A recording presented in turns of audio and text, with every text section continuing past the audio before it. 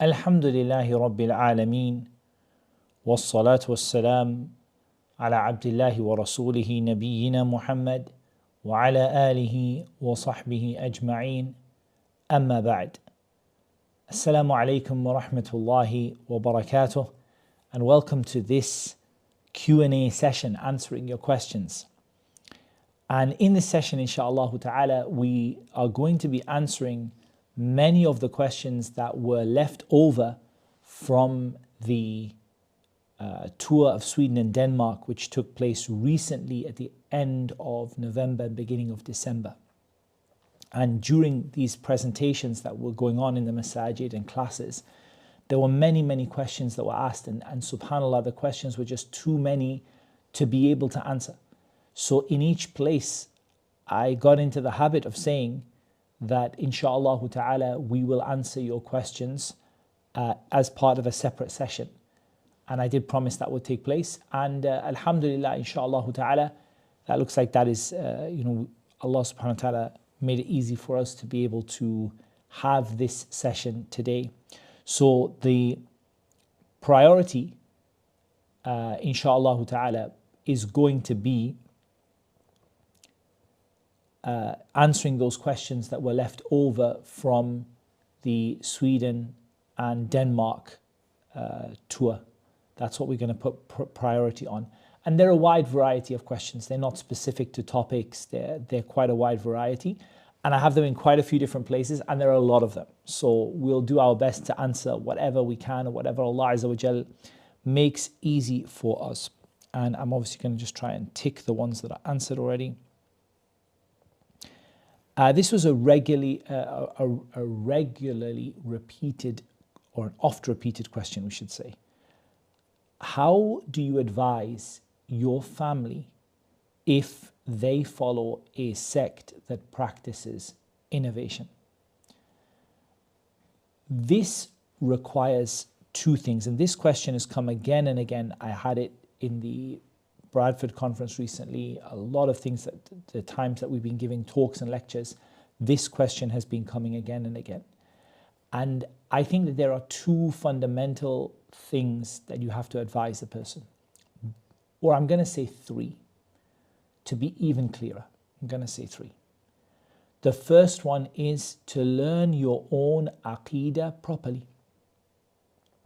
The reality is, if you don't know your own aqeedah, and you're not comfortable with it, and you don't have a good knowledge of what it is that you're supposed to believe, it's going to be very hard to call somebody to that belief. Similar to the fact that if you didn't know much about Islam and you tried to call people to Islam, that would be very difficult. So the same thing here. If you try to call people to the Sunnah and you don't really know what the Sunnah is, that would be very difficult. The second thing that you're going to need to know is enough about what they believe to be able to call them to the Sunnah.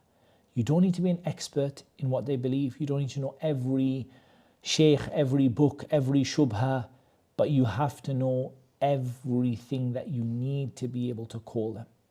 So whatever's getting in the way of that call, or whatever is a difficulty, and they're presenting it to you, to be able to answer those things. And if you can't answer them, be honest. If they bring you a shubha and you don't know the answer to it, be honest. Don't try to answer it. Just give a generic answer and say, I know what you're saying to me is wrong because ... For example, I know what you're saying to me is wrong because Allah said, وَأَنَّ الْمَسَاجِدَ لِلَّهِ فَلَا تَدْعُوا مَعَ اللَّهِ أَحَدًا. The masajid belong to Allah, so don't make dua to anyone besides Him. So I know that this is wrong, what you're saying to me about making dua to others, but I can't explain it exactly. Or I don't know the exact issue you brought to me. I will find out about it. The third thing that you need to know is you need to know how to behave, to be able to behave well, to be able to have a good way of explaining. Because family have a right over you, and that right is going to stay regardless of the problems they have in their belief. Rather, the Prophet ﷺ mentioned this about himself with regard to those people that were worshipping idols. that what remained between him and them were ties of kinship, and that I will uphold them. And so this issue of family members, what they're doing is not going to get them away from the ties of kinship and relatives that have a right over you. And that means explaining in a very respectful way, showing the best side of the sunnah that you're inviting them to, the best side of your behavior. The sunnah is only got a good side, but in your behavior, showing them the best side of it, and also arguing with them in the best possible way. And sometimes with family members, you might find that it's easier to get someone else to speak to them if you find your efforts with them are kind of hitting a roadblock. Then consider asking someone else to speak to them on your behalf. And Allah Azza wa Jal knows best. Again, another question that came very, very frequently: how do you refrain from repeatedly returning to sin? So I think this has two aspects to it. The first aspect is, why do we sin? And the second aspect is, how do we manage frequent, recurring, repeated sin? So in terms of why we sin, there are two fundamental reasons why human beings go astray. The first one of them is a lack of knowledge, and that could be a lack of knowledge about Allah, it could be a lack of knowledge about the sin, it could be a lack of knowledge about the severity of punishment, it could be a lack of knowledge about the reality of Iman. This is a lack of knowledge. And the second one is when the desires overtake a person. The person has the knowledge, but their desires overtake them. And that is a weakness in Iman and a weakness in the love of Allah subhanahu wa ta'ala, and preferring Allah Azza wa Jal over the desires that you have. As for the first one, the cure is seeking knowledge. And as for the second one, the cure is tazkiyatun nafs. We have a video on that on the AMAU YouTube channel. We have a series of videos on purifying the soul. Get more information there. But we're talking about purifying the soul. We're talking about istighfar. We're talking about dua. We're talking about learning about Allah, that which will motivate you to act. We're talking about learning how to take yourself to account and learning how to control the pressure that you feel from those desires. And we've got some videos on that as well, which you can see on the YouTube channel, inshallah ta'ala. We also have to mention that the more love you have of Allah, the stronger the love of Allah that you have, the less this happens. It doesn't stop, because human beings, kullu bani Adam khata wa khayrul khata'in at-tawwabun. All of the children of Adam frequently make mistakes, and the best of those who frequently make mistakes are those who frequently repent. But there is no doubt that being immersed in sin shows a lack of loving Allah. You're not preferring Allah over yourself. And that shows that you need to learn more about Allah, and you need to work on that sincerity and the connection with Allah that makes you want to prefer obedience to Him over the sin that you're doing or the desire that you have. Does seeking knowledge, and Allah Azza wa Jal knows best. The next aspect of it, afwan, is the repeatedness of it. The key thing when it's repeated is that you never stop making tawbah, and you never ever stop trying to stop. And this can be found in the famous hadith Qudusi, which the Prophet ﷺ narrated from his Lord. And the hadith is a long hadith in which it is mentioned, أَذْنَبَ عَبْدٌ ذَنْبًا, a servant committed a sin. And the servant each time he commits the sin, he confesses. He confesses to it. And he says, Ay Rabb, ighfir li dhanbi. My Lord, forgive this sin of mine. And Allah subhanahu wa ta'ala responds to him by mentioning that he knows that he has a Lord, yaghfiru dhanb wa ya'khudhu bidhanb, that forgives and punishes. And until this man each time makes tawbah, each time falls back into it, and Allah subhanahu wa ta'ala says to him, i'mal ma shi'ta faqad ghafartu lak. Do whatever you want, for I've forgiven you.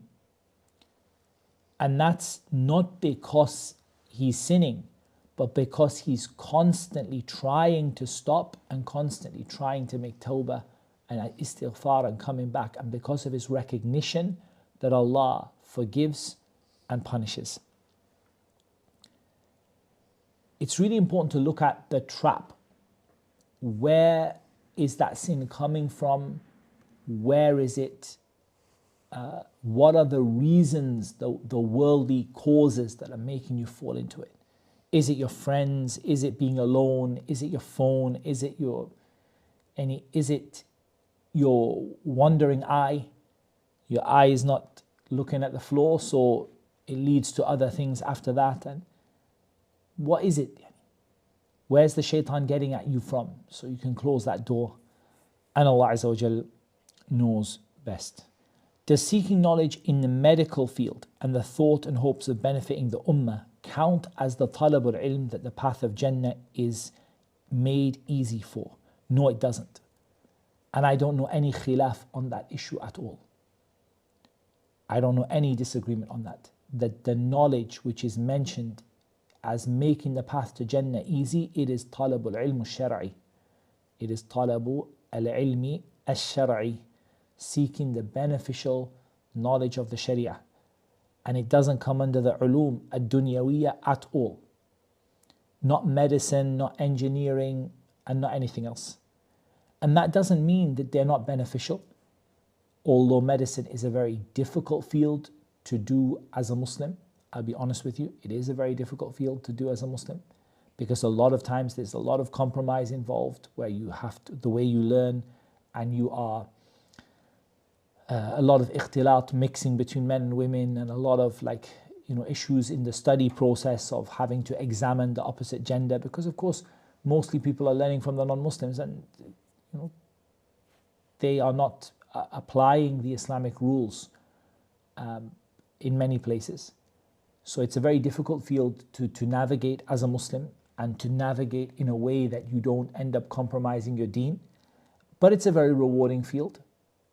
It has a lot of good in it for the people who can learn it without compromising their deen. But it's not talab al-ilm al-shar'i. It's not seeking the knowledge of the Sharia. And Allah Azza wa Jalla knows best. How to avoid listening to music. So this really deserves a full lecture. It really does. But I'm going to point out 4 things I'll try to point out about every sin that will facilitate a person to leave it. The first one is knowing Allah and loving Allah. Because ultimately, if you love Allah more than you love that music, that is what is going to be the motivator, and which is going to drive you to be able to give up that particular sin. The second thing is to know the reality of it. A lot of times people allow themselves to be confused by shubuhat. They allow themselves to get themselves lost and confused. It's not that bad. It's not a matter. The whole ummah didn't agree upon it. And they try to find something to find a way out. The reality of music, I'll just give you 2 things to look at. And I'm not the most knowledgeable person about the topic, but I'm just going to give you 2 things to think about. The first thing is music affects your emotions and affects your heart. And I think every fan of music would have to agree with me in that. Every person who loves to listen to music would have to agree with me. I believe, would have to agree with me that music affects your heart. Think of it like this. Why, when you go into a shop or a supermarket, are they playing music? If you look it up. Look it up if you want to. They play it to influence your actions. Certain music makes you more likely to buy things. Certain music makes you more likely to be free spending with your money. Music affects your heart. It affects your emotions. It affects your actions. That's the first thing. The second thing is that there is no difference of opinion among those whose opinion is worthy of being counted that music is haram in Islam. And Allah Azza wa Jal did not make haram something which is good for you. He only made haram that which is bad for you. If there is a benefit in it, and I don't say there is, but if there is, then for sure the harm has to be more than the benefit. Because Allah Azza wa Jal does not make your religion difficult for you. If He made it haram for a reason. And it's haram by the text of the Qur'an and the text of the Sunnah and the agreement of the scholars. And no one should look at a shudud fil fatwa, a rare fatwa which goes against the grain of what all of the scholars of Islam agreed upon. That shouldn't trouble you. الشاذ لا يعتبر. We don't give attention and we don't give consideration to an outlier. I'll give you an example. Just in the worldly life, you do an experiment and you're measuring something. Let's just say you're measuring temperature, and your thermometer says 0 degrees, 1 degree, 1 degree, 1 degree, 1 degree. Then you take a measurement and it says 45. And then again you take another one and it says 0, 1. And it's an outlier. An outlier, you by بالطبع, by your nature, by default, you cross it out. And you say, I did it wrong. For how can you see the ulama of Islam all come together upon the prohibition of music? And the fact that you found one person in the history of Islam who didn't, and that person was refuted from every single angle. Why do you not consider it to be an outlier? Why do you not look at the Qur'an and the prohibition of music in the Qur'an and the prohibition of music in the Sunnah of the Prophet ﷺ? That's the next point. I'm going to bring a third point. Look at the lives of musicians, artists, whatever you want to call them. Just look at the kind of life they live. Not just today. I'm not talking about the recent scandals of various performers and musicians and whatever. Just look at the life they lead. I personally have read, just reading articles. I've read articles about the lives of musicians on tour in the 80s. I've read about the lives of musicians on tour in the 90s. And لا يخفى عليكم what these people were doing after that and what has come out in recent days. My point is that one thing you will see is that actually all of these people behaved in a very similar way. No doubt some of them are worse than others. Bila shak, some of them are worse than others. But the things that went on in their parties and their gatherings are not that different. Not from the 80s, not from the 90s, not from the turn of the millennium or the decade after that or the decade that we're in. Drugs, zina, debauchery on a massive scale. And actually, you sometimes want to actually look and see some of these people who are in prison today and facing trial for what they did. You want to actually ask, in reality, what did they do wrong? What did they do wrong?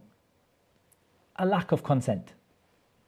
Otherwise, that which was going on everywhere, in every party, with every group of people, with all these celebrities and movie stars and musicians and performers and rappers, and all of these people were doing exactly the same thing.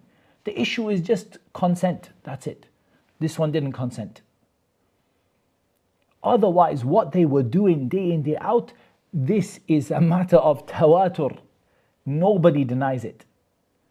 So I want to ask you, this kind of debauchery, this kind of filth, this kind of immorality, wholesale, day and night from these people, pick your musician, your rapper, your artist, pick which one and just read. And wallahi, you will find plenty.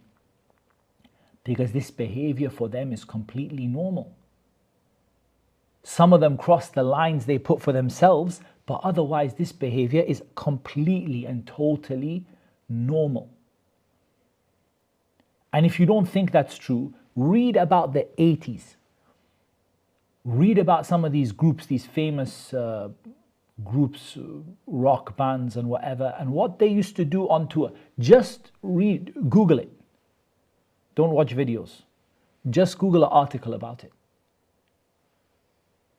That is what, 40 years ago. 40 years ago, to be quite honest, I'm struggling to see the difference between what these shayateen are in jail for and what those people did in the 80s. A line of 13-year-old girls, one after the other after the other. My point is, people who live their lives like that across every genre of music, across every area, across every country, what does that say to you about what music is? What is it in the end? What does it say to you? If the standard is that the vast majority of people who go into it live their life like that, what does that actually say to you about what this thing actually does? For this is my second point, knowing the reality of the sin that you're engaged in. And it's enough for us that it's prohibited in the Qur'an and Sunnah. We don't need the rest. Like just min bab al-fa'ida, from the point of view of the fa'ida, the benefit, just a few of these things wake people up. I want to see, I'm still going to go, so I haven't finished. Lyrics. Lyrics. I want to know, if I were to take 1,000 songs from the last 20 years, and I were to look at the lyrics of each one, how many of those lyrics would contain outright major sins? It's a simple question. How many? A lot, huh? A lot. I'm talking about a lot, a lot. The overwhelming majority. And certain genres will be even worse than others. Some of them will be. But all of them have. All of them are going to talk about all different types of haram. For my point is, take all of that, put it together, realize it affects your heart. It's haram in the Qur'an and the Sunnah. It changes your actions. The people who do it are akhbathul khaba'ith. They're the most filthy, evil, immoral individuals. And then on top of that, realize what they're actually telling you to do. Realize the reality of the sin. So we said, knowing Allah and developing the love of Allah, realize the reality of the sin. Number 3, realize how it is that you get caught into this. And start putting in changes to stop that from happening. And number 4, replace it with something else. Don't, please, billahi alaykum, don't replace it with the same thing from a guy who's singing about Islam. Don't replace it from a guy playing the guitar and the piano and singing about Islam. لا خير فيه. There's nothing good in it. Rather, وقع في الحرام. He fell into the same haram that other people fell into, like he tried to make it, to find a way out of it from one way or another. And this is min al-bid'ah bila shak. It's from the bid'ah without a shadow of a doubt. The bid'ah of these anashid, where the person believes you can get close to Allah by singing like the kuffar and making music videos like the kuffar and playing instruments like the kuffar. هذا من البدع بلا شك. No doubt about it. But replace it with what? Replace it with listening to the Qur'an. If you find it that sometimes it's not appropriate to listen to the Qur'an, you don't feel like you're giving it your heart and your attention, listen to a lecture, listen to a podcast. If you don't feel ready for a lecture, listen to a nice podcasts that go out there, just generic information, things that you can just benefit from. Listen to some poetry, some inshad, not like the anashid of these Muslim musicians, but the inshad of shi'r, beneficial poetry being recited in a nice voice. There's so many things you can listen to, but you have to take that and you have to replace it with something else, and Allah Azza wa Jalla knows best. I've learned knowledge and would like to pass it on to others. How should I do so? So when it comes to passing knowledge on to others, I think there are two things that you need to bear in mind. The first is the difference between conveying knowledge and teaching. That is very important. The Prophet ﷺ said, بَلِّغُوا عَنِّي وَلَوْ آيَةً. Convey from me even if it is only a single ayah. So the conveying of knowledge can be done at quite an early stage in a person's study, as long as they are sure of the accuracy of what they are conveying. So a person has learned a hadith, they memorized it, and they tell it to somebody else, or they share it on social media, and they believe it to be sahih. They have been careful that they've not chosen a weak hadith. They've listened to it and understood it, so they're not sharing something which is dangerous or misunderstood. It's a hadith that they've understood, and now they are memorized it or copied it, and they've conveyed it to people accurately. Teaching is something that I really believe that as long as you can leave it, you should leave it. And that might sound a little strange from someone who does that, sort of day in, day out.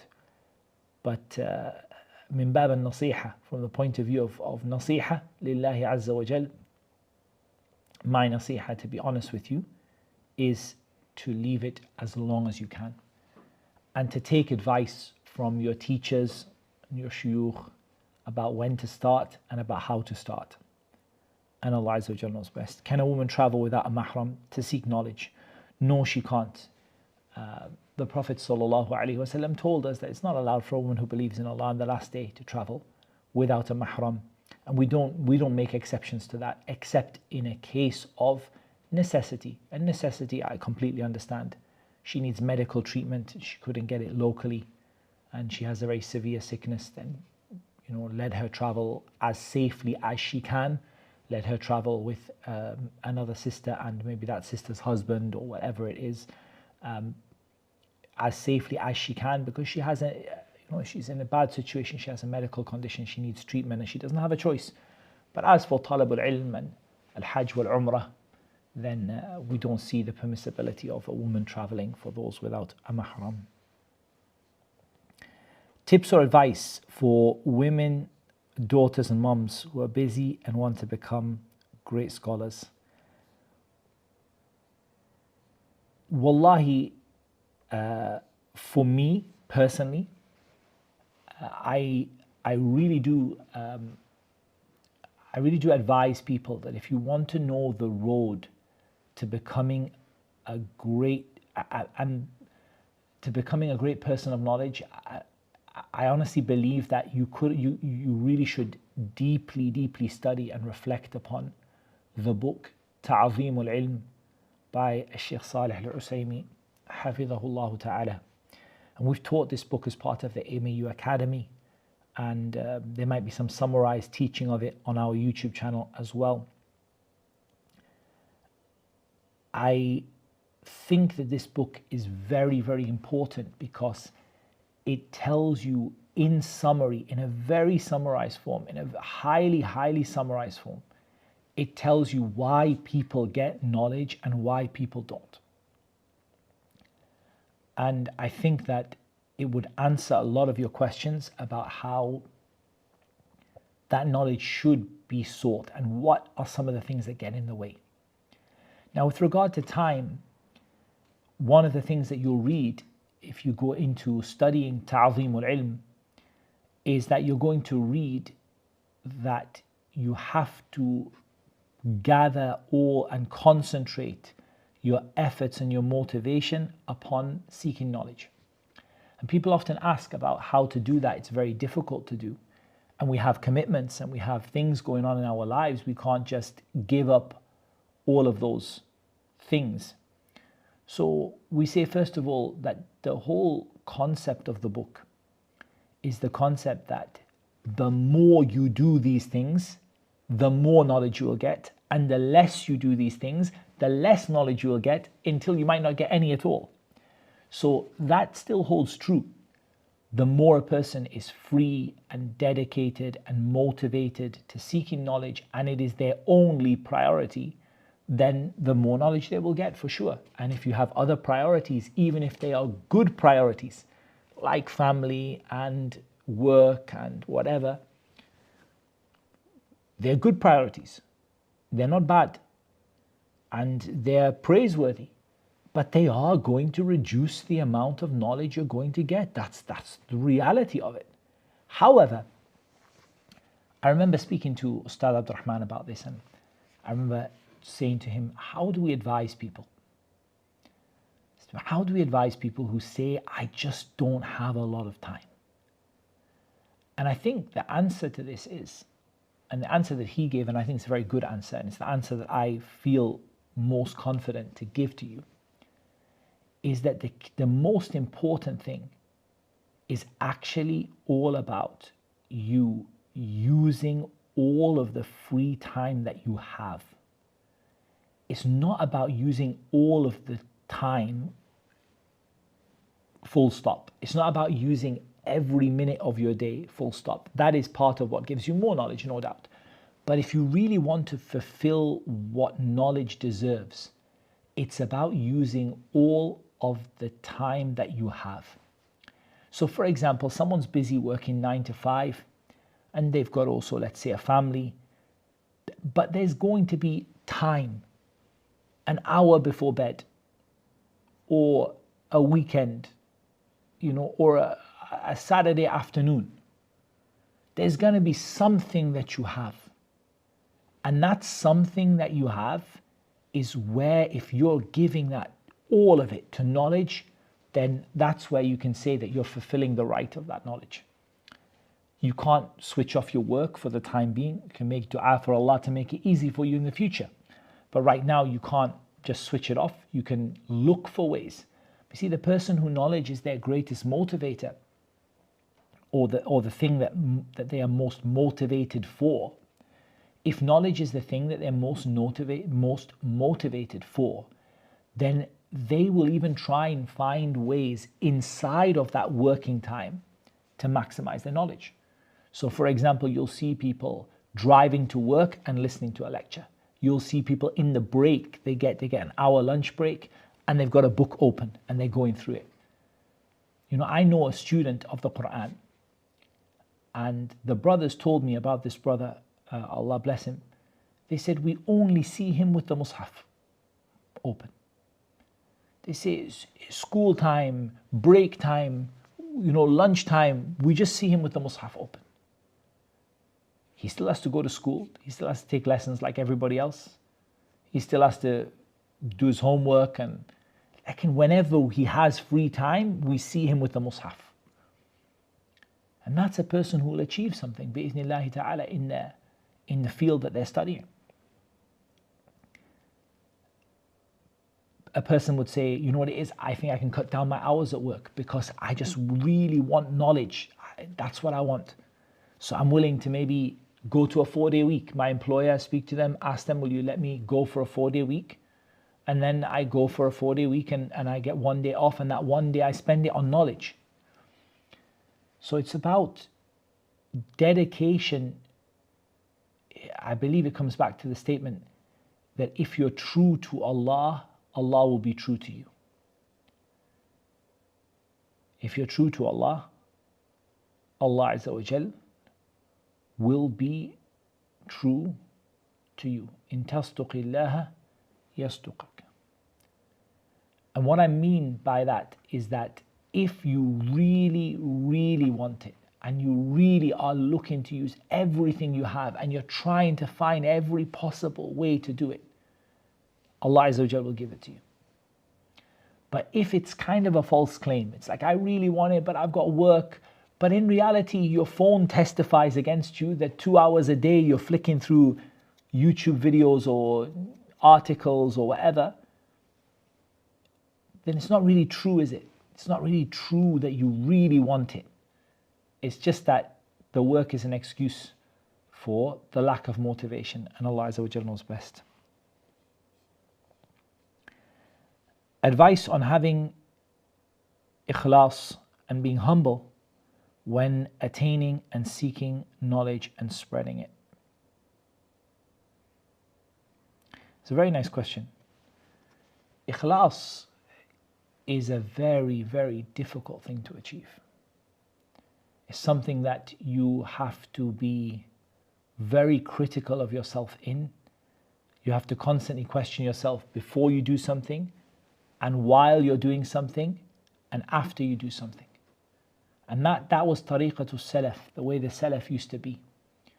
They would, before they did something, they would ask themselves, why am I doing this? Is it for Allah? What's my motivation? Is there a way that I can do, is there some way I can do this while removing riya? While doing something, they would ask themselves. And after doing something, they would ask themselves, was it for Allah? From the things which I think is very important here is to try to conceal whatever you can. Now, there are some things you can't conceal.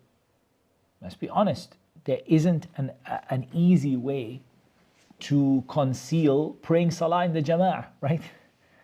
There's not an easy way to conceal hajj or umrah. And that's not required of you to conceal it. There's certainly not an easy way of concealing teaching people. But there are many, many things that you can do privately when nobody knows. Not your family. Nobody knows it. And so those things you do privately, they are more likely, we don't say guaranteed, but they are more likely and easier to achieve ikhlas in. So do a lot of those, but don't stop doing the stuff publicly. Don't stop doing stuff publicly, but just try to do things privately, wherever you can. And try to be a better person in private than you are in public. And Allah Azza wa Jalla knows best. Tips for women that want to go and seek knowledge in a Muslim country. So this question is coming from someone who's not in a Muslim country at that moment in time, and they want to go and seek knowledge. So the opportunities in Muslim countries for Muslim women to seek knowledge are actually reasonably good, I have to say. I'm not going to say they are perfect, but they are not something which has been neglected. They are, for example, whether you talk about Medina or Saudi in general, or you talk about Egypt, or you talk about whichever place you talk about, people going to learn and seek knowledge in Muslim countries, there are almost always some kind of facilities for sisters. There are also female students of knowledge, senior students of knowledge, and people of knowledge. Perhaps their profile is not as big as the men who do the same. That's understandable. They might have a lower profile, but they are there. So there are options in terms of learning from women, and there are options of also in terms of learning from some of the male scholars through the facilities that are provided for women. And the question is related to going. So the question is, how does that sister go, and how does she go about that? So I think there are two aspects. One is going there. She needs a mahram to go, no doubt. And that means either having a mahram who is a talib ilm among her let's say her brother or her, and she has like an uncle or whatever who wants to facilitate that for her. Or more likely is that she looks to get married to someone who wants to facilitate that for her. And of course, people will say, but surely she'll get married and then kids and then, she'll become busy. But that's life, right? Like that happens to most people. They get married, they have kids and they get busy, but at least the desire is there, the goal is there, the dream is there that we're going to go and seek knowledge together. If she goes and marries someone who's a student in one of the universities or is studying from some of the mashayikh, inshallah ta'ala, she will one way or the other be able to benefit, either directly from the sheikh or either her husband goes and takes that knowledge and brings it back to her and she studies from it. And the fact that she's living in that area close to the mashayikh and the institutes and so on means that she has also the ability to attend the programs they offer for women, even if it's not every day, depending on her family circumstances. The other thing that she does also have to consider is she has to consider her own personal safety when doing that. So she should look to go to a Muslim country that is safe, because there is no doubt that that is a consideration of a woman. It's consideration for men as well, but for a woman going out of her house and she's going to go and seek knowledge, that she needs to make sure that she's going to be safe. So she chooses a country that is safe, and either through marriage or either through her existing relatives, she looks for an opportunity. If she doesn't get that opportunity, then perhaps one of the best opportunities that she can take, bi'idhnillahi ta'ala, is for her to learn online. And many of our mashayikh, huge numbers now, have online classes, have videos posted online.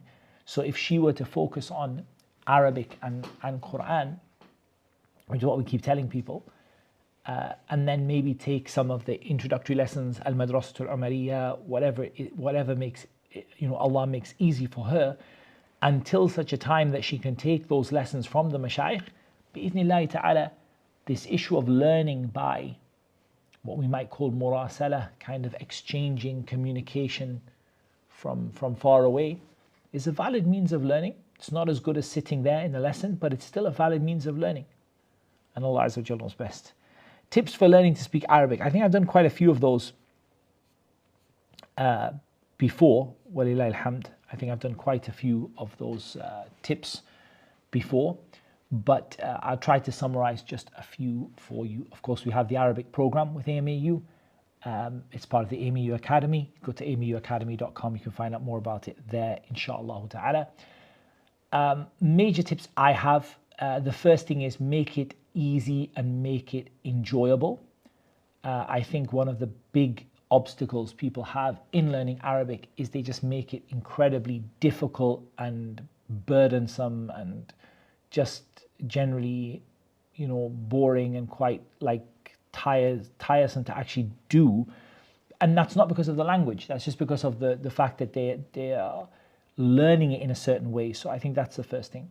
I think the second thing is don't beat yourself up about being perfect. Just try to make reasonable progress.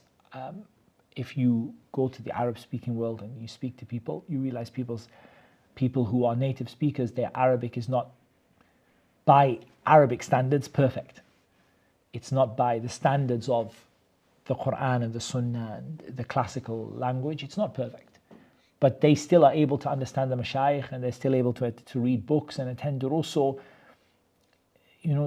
at least, don't beat yourself up about it being perfect at the beginning, but just try and make progress and get to a stage where you can start to benefit.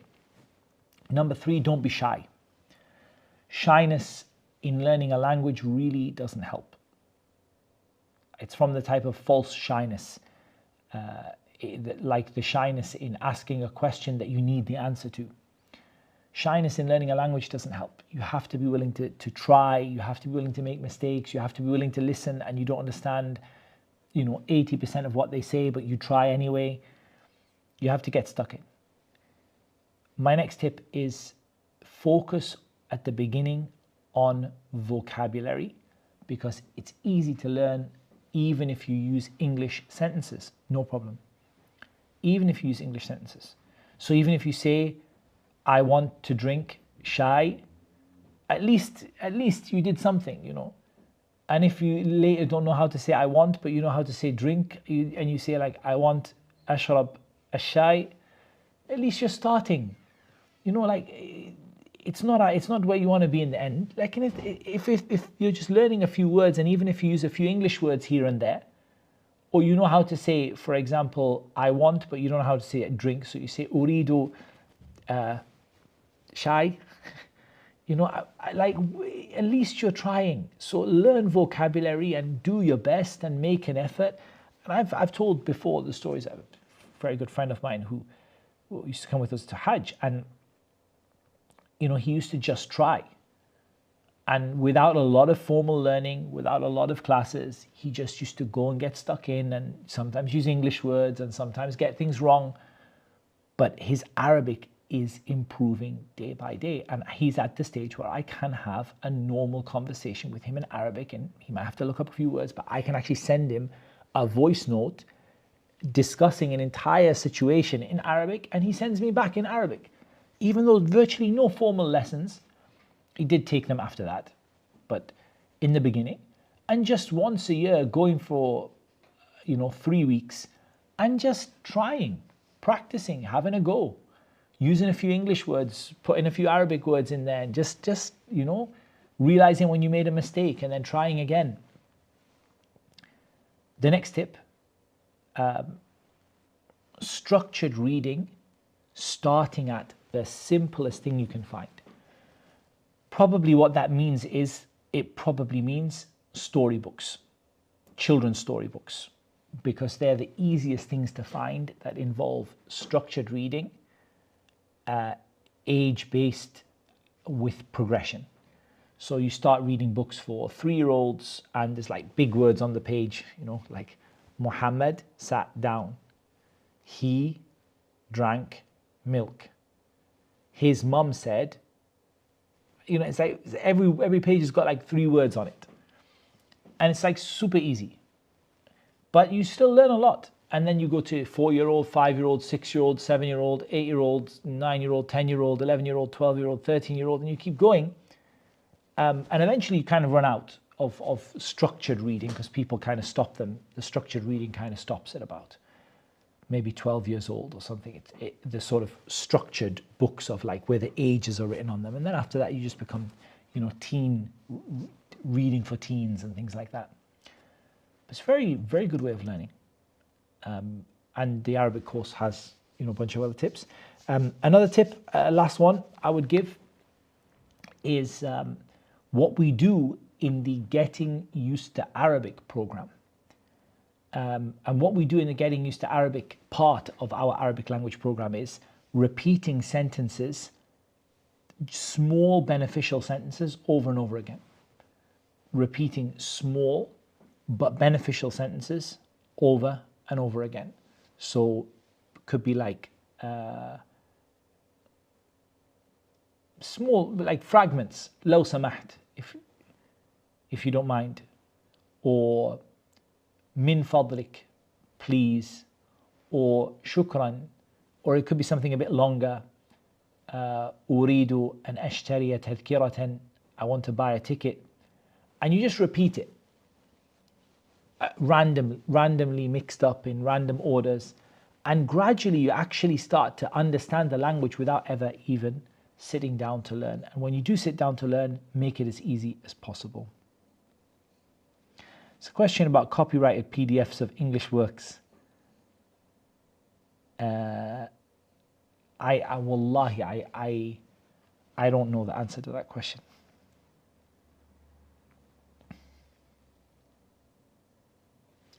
Another Arabic question, learning, reading and writing Arabic for someone who is an Arabic speaker. And you'd be surprised, but I actually personally see a lot of, I get asked this question a lot by people who are Arabic speakers at home. I mean, usually they're not only speaking Arabic in the sense that they're living in an English speaking country, or here Swedish or whatever, Danish or whatever it was. So it's not like they're going out and speaking other languages, but at home they are speaking Arabic, but they say, I can't read books and I can't understand. So here is actually where I mean, I'd love to do a course. I'm hoping that we could, inshallah ta'ala, do a course which would be like a 3 to 6 month course for people who were brought up speaking Arabic, to be able to get them to the stage where they can read books. But a lot of the previous tips would work. I would say, first of all, is you have to start making an effort. That means you have to start trying to read those books in Arabic. I think it's extremely important.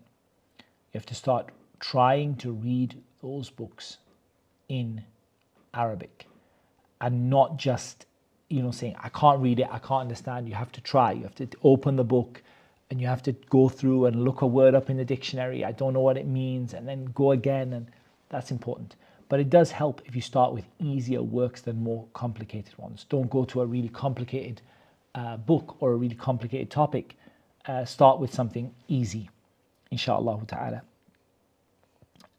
Apart from that, a simple guide to Arabic grammar would really help as well. A really simple, like if you took a really simple book on Arabic grammar, I think it would help greatly, inshallah ta'ala. The next question is about staying on a routine in seeking knowledge. And that's a very important question, and it's a question at AMAU we get it a lot, and we see it a lot, that actually so many of our students don't stay on a routine. And I don't know if I have the perfect answer for you, to be honest with you. I don't know if I have an answer for you which is, it brings everything. But there are some points to think about. The first thing is stay motivated. Go back to the early lessons that talk about motivating you for seeking knowledge and making the path to Jannah easy and raising the ranks and what you want to be with this knowledge and what you want to do with it, and stay motivated. That's very important. The second thing is surround yourself with people who have a good routine, or if you can't do that, surround yourself with a group of people who want to have a good routine. So if you can find people who already have a good routine, that's fantastic, that's amazing, that's what you should do. If you can't, and you can find yourself with a group of people who all of them aspire to having a good routine, and you help each other out, then I think that's also something which is a very good idea, inshallah ta'ala. Make it easy and achievable. Like some of them say, make it winnable. Don't set yourself a routine that is nearly impossible for you to achieve. Set yourself a routine that is achievable and winnable and doable. And then inshallah ta'ala, gradually increase it over time. Don't look at the long term. Don't look at the long term. What I mean by that is, don't say, oh, I want to memorize, the Kutub al-Sitta, but right now I'm struggling. I couldn't even memorize 3 hadith. And don't let the long term goal be something that demotivates you. But just continue with just that few hadith, even if it's one a week, just a little bit by a little bit by a little bit, and you'll get there. See yourself as somebody who is just putting one foot in front of the other foot. And as long as you keep putting one foot in front of the other foot and your general curriculum is good, you'll get there in the end, inshallah. And the last thing I would suggest is don't quit. And I know it sounds like people might say, well, obviously don't quit. But what I really mean that, I look at my own situation in the Jamia, Islamic University of Medina. There were some pretty rough times. There were some times that were pretty hard. And there were times when I didn't feel I was doing very well. And there were times when I felt like I was maybe, people will say you're wasting your time. But you have to have this kind of mentality and stubbornness that whatever happens, I am not going to quit. Whatever happens, I'm not going to quit. I'm not going to quit. And I think that itself, it goes a long, long way, inshallah ta'ala.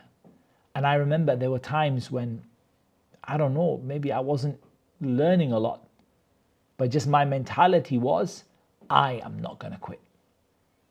Do whatever is going to happen here, how hard it is, how little I understand, how much I don't feel good about it, how much I'm enjoying or not enjoying, I am not going to stop. Whatever it takes. They're only going to carry me out of here in a coffin, for want of a better word, or a shroud. We shouldn't say a coffin. But that kind of mentality. And that actually, I believe, on its own would make so much better the experience of the students at AMAU and elsewhere. It's just to be like, whatever, I'm not going to quit.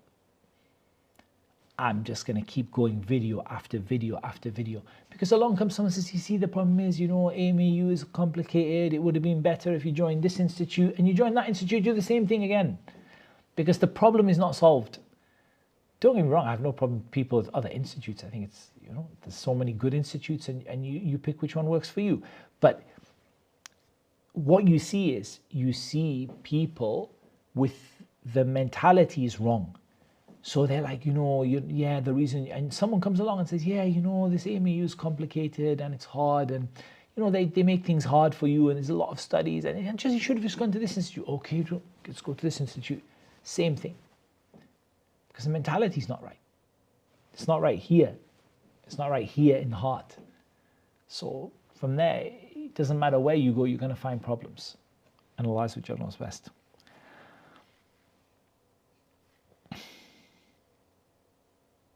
There's a question about practicing your religion freely in a non-Muslim country with regard to a Muslim woman who wants to make hijrah. I'm not sure if I can answer that question. It's a difficult one. What's the dhabit of being able to comfortably practice your religion? It's very difficult to say. I'm not sure I know the answer to that question. Okay. SubhanAllah, I joined the Student of Knowledge program two years back. Bought all my stationery, but still haven't been able to start due to certain calamities. What advice can you give me? First of all, I ask Allah subhanahu wa ta'ala, Al-Hayy Al-Qayyum, to make things easy for you. And don't worry. I've done that. We've all done that, right? We've all done that thing of going out, buying the stationery, making a to-do list, making a timetable, putting it on the wall, and then the proverb comes, Aradtu amran wa arad Allahu kharijah.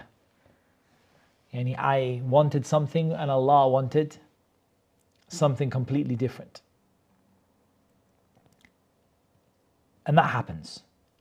If you believe that this program is beneficial for you on your road to seeking knowledge, and you really, really believe that that is still true, and that didn't change, calamities happen and problems happen and difficulties happen for you, but still this is what you believe is the best next step for you in your situation, don't give up on it.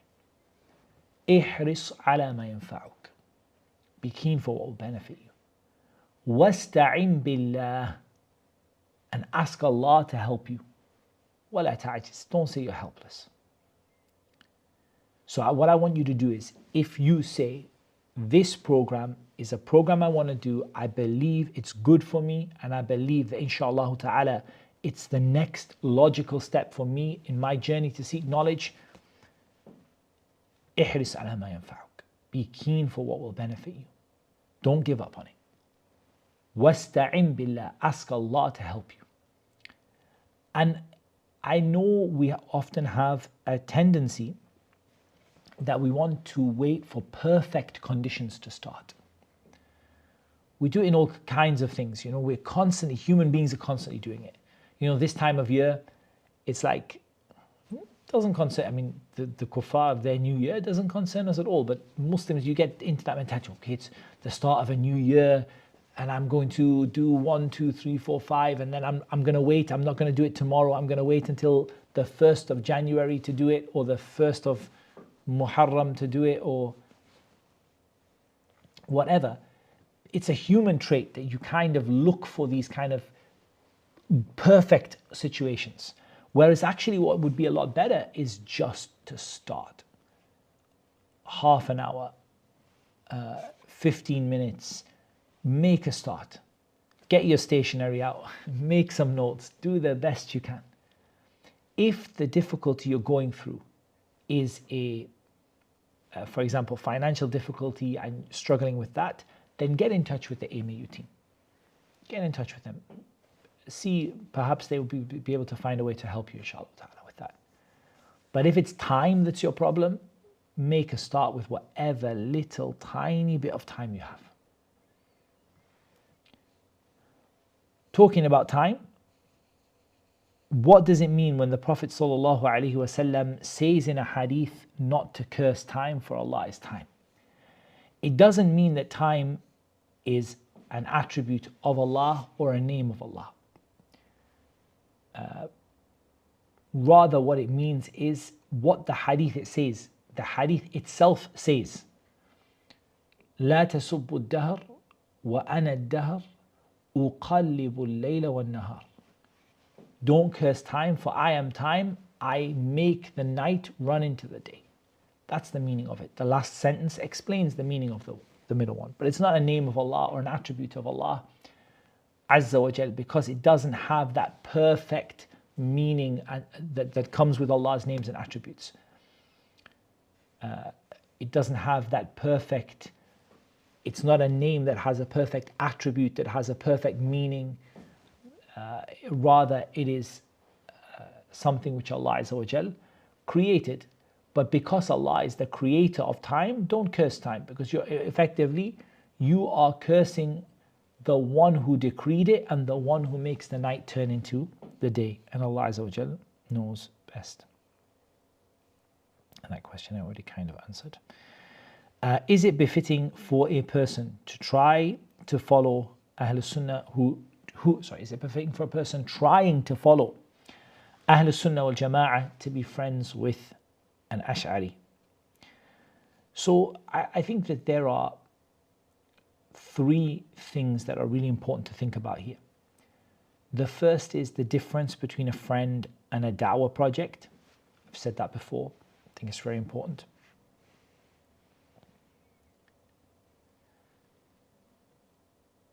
And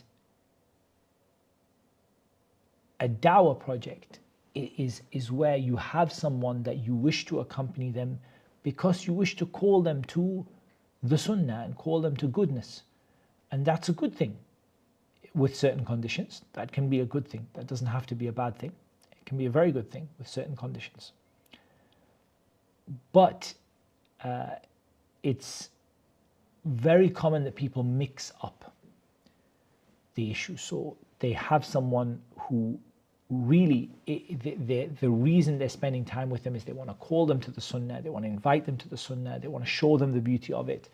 But they've kind of now lost track of that goal and they've just kind of turned it into a generic kind of socializing.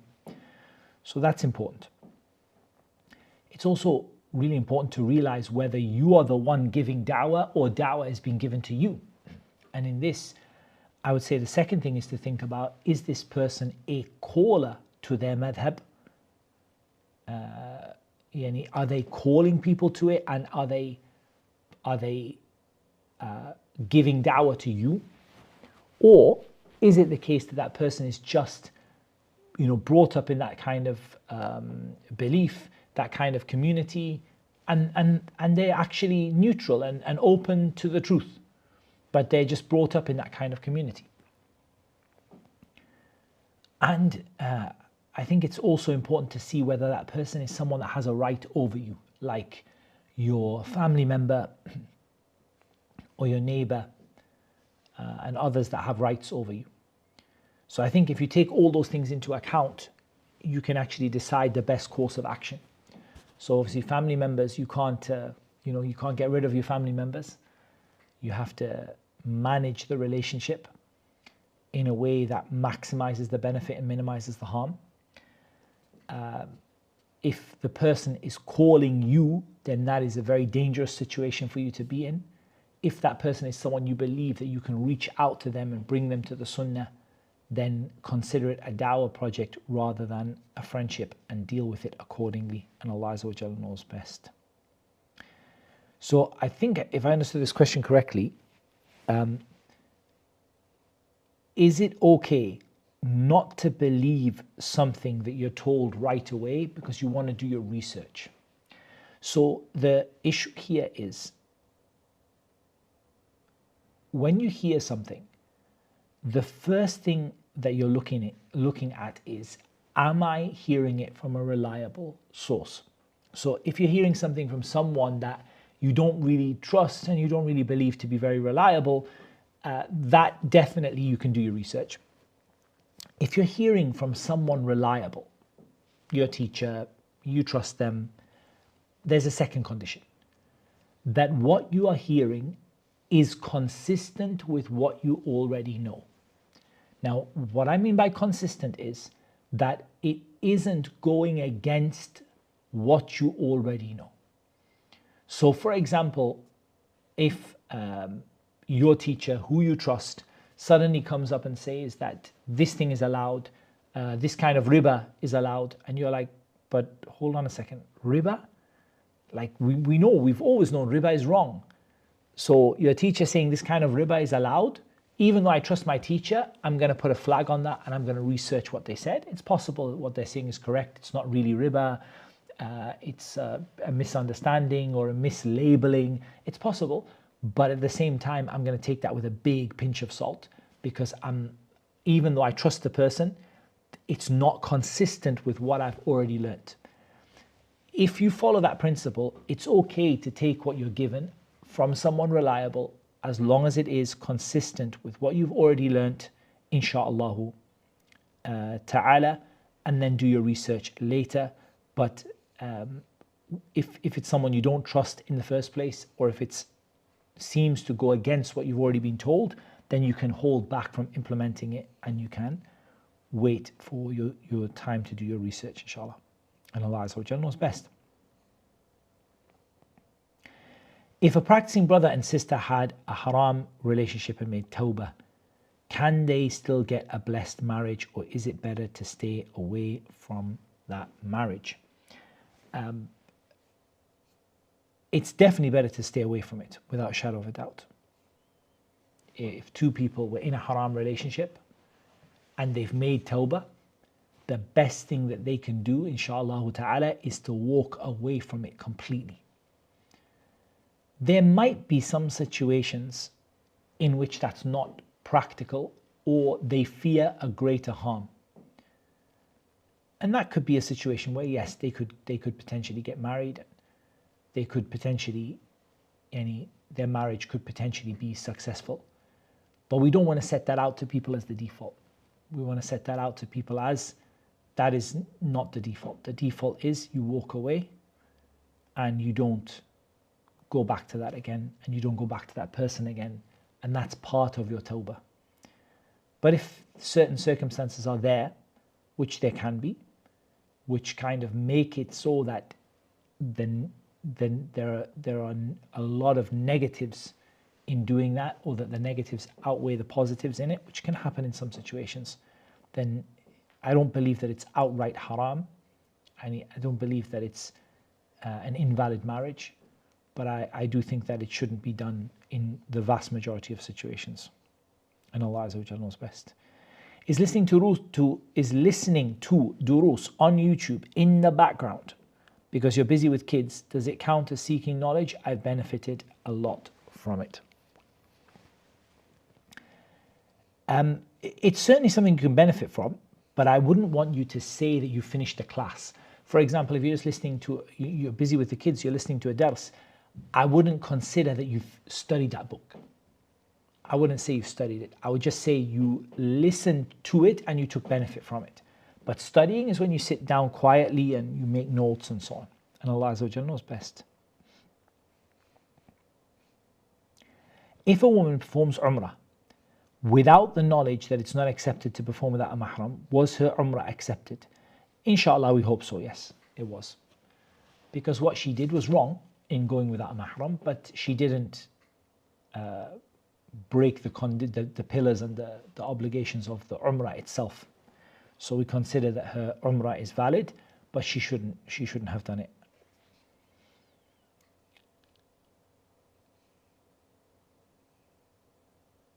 Someone who really wants to seek knowledge but is going through major calamities, what do you advise? So these calamities, some family problems, divorce, ruqya issues. The first thing is, I advise all the people who are not going through those problems, بادروا بالأعمال فتنا.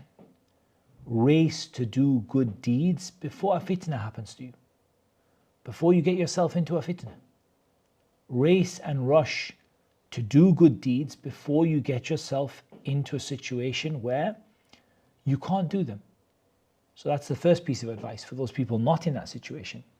For those who are in that situation, my advice is you don't stop practicing the knowledge you have, and you don't stop learning at every opportunity that you can.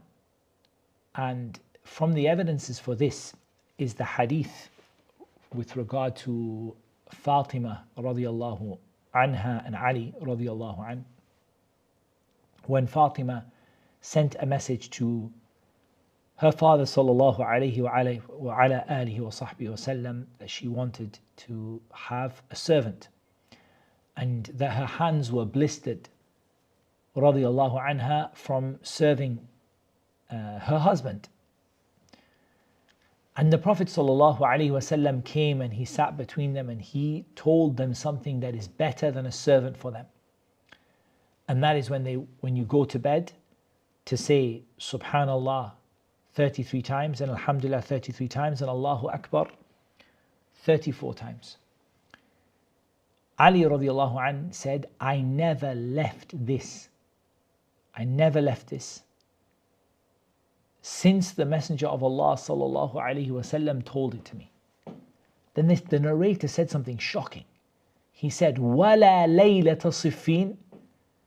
He said, what about the night of As-Siffin? The night before As-Siffin. And one of the worst, most traumatic experiences that Ali radiallahu anh went through in his life. Muslims killing Muslims on the battlefield.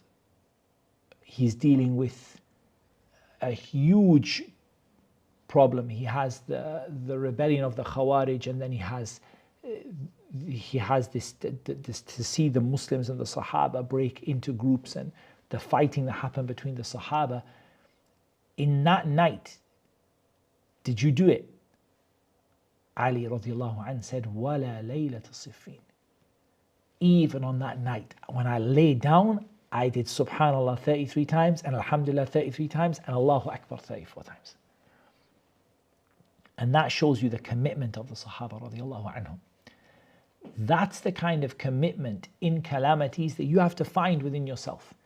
That yes, I'm not going to be studying the same amount as I would like to be studying other times, but I can still do some small things, and whatever I can do, I'm going to do it, inshallah ta'ala.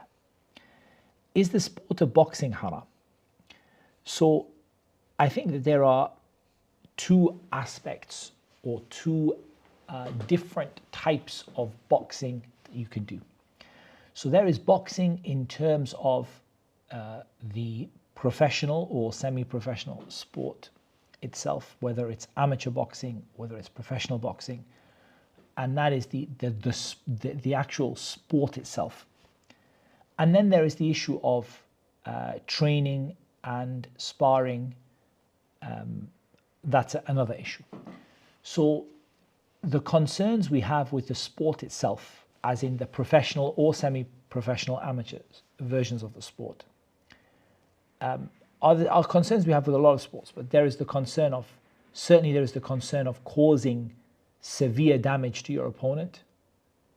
There is the concern of hitting in the face. There is also the concern of the way that people are dressed. And there is also the concern of the haram that goes around it. So whether that's fighting in a, like if you're talking about amateur boxing, fighting in a men's club where people are drinking, there's a bar in the corner and people are drinking. If it's professional boxing, you're talking about there's these uncovered women and, inappropriately dressed, and, there's people betting.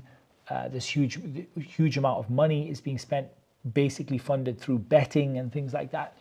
So there's no doubt that a person can't be involved in that because of that haram that is involved in it.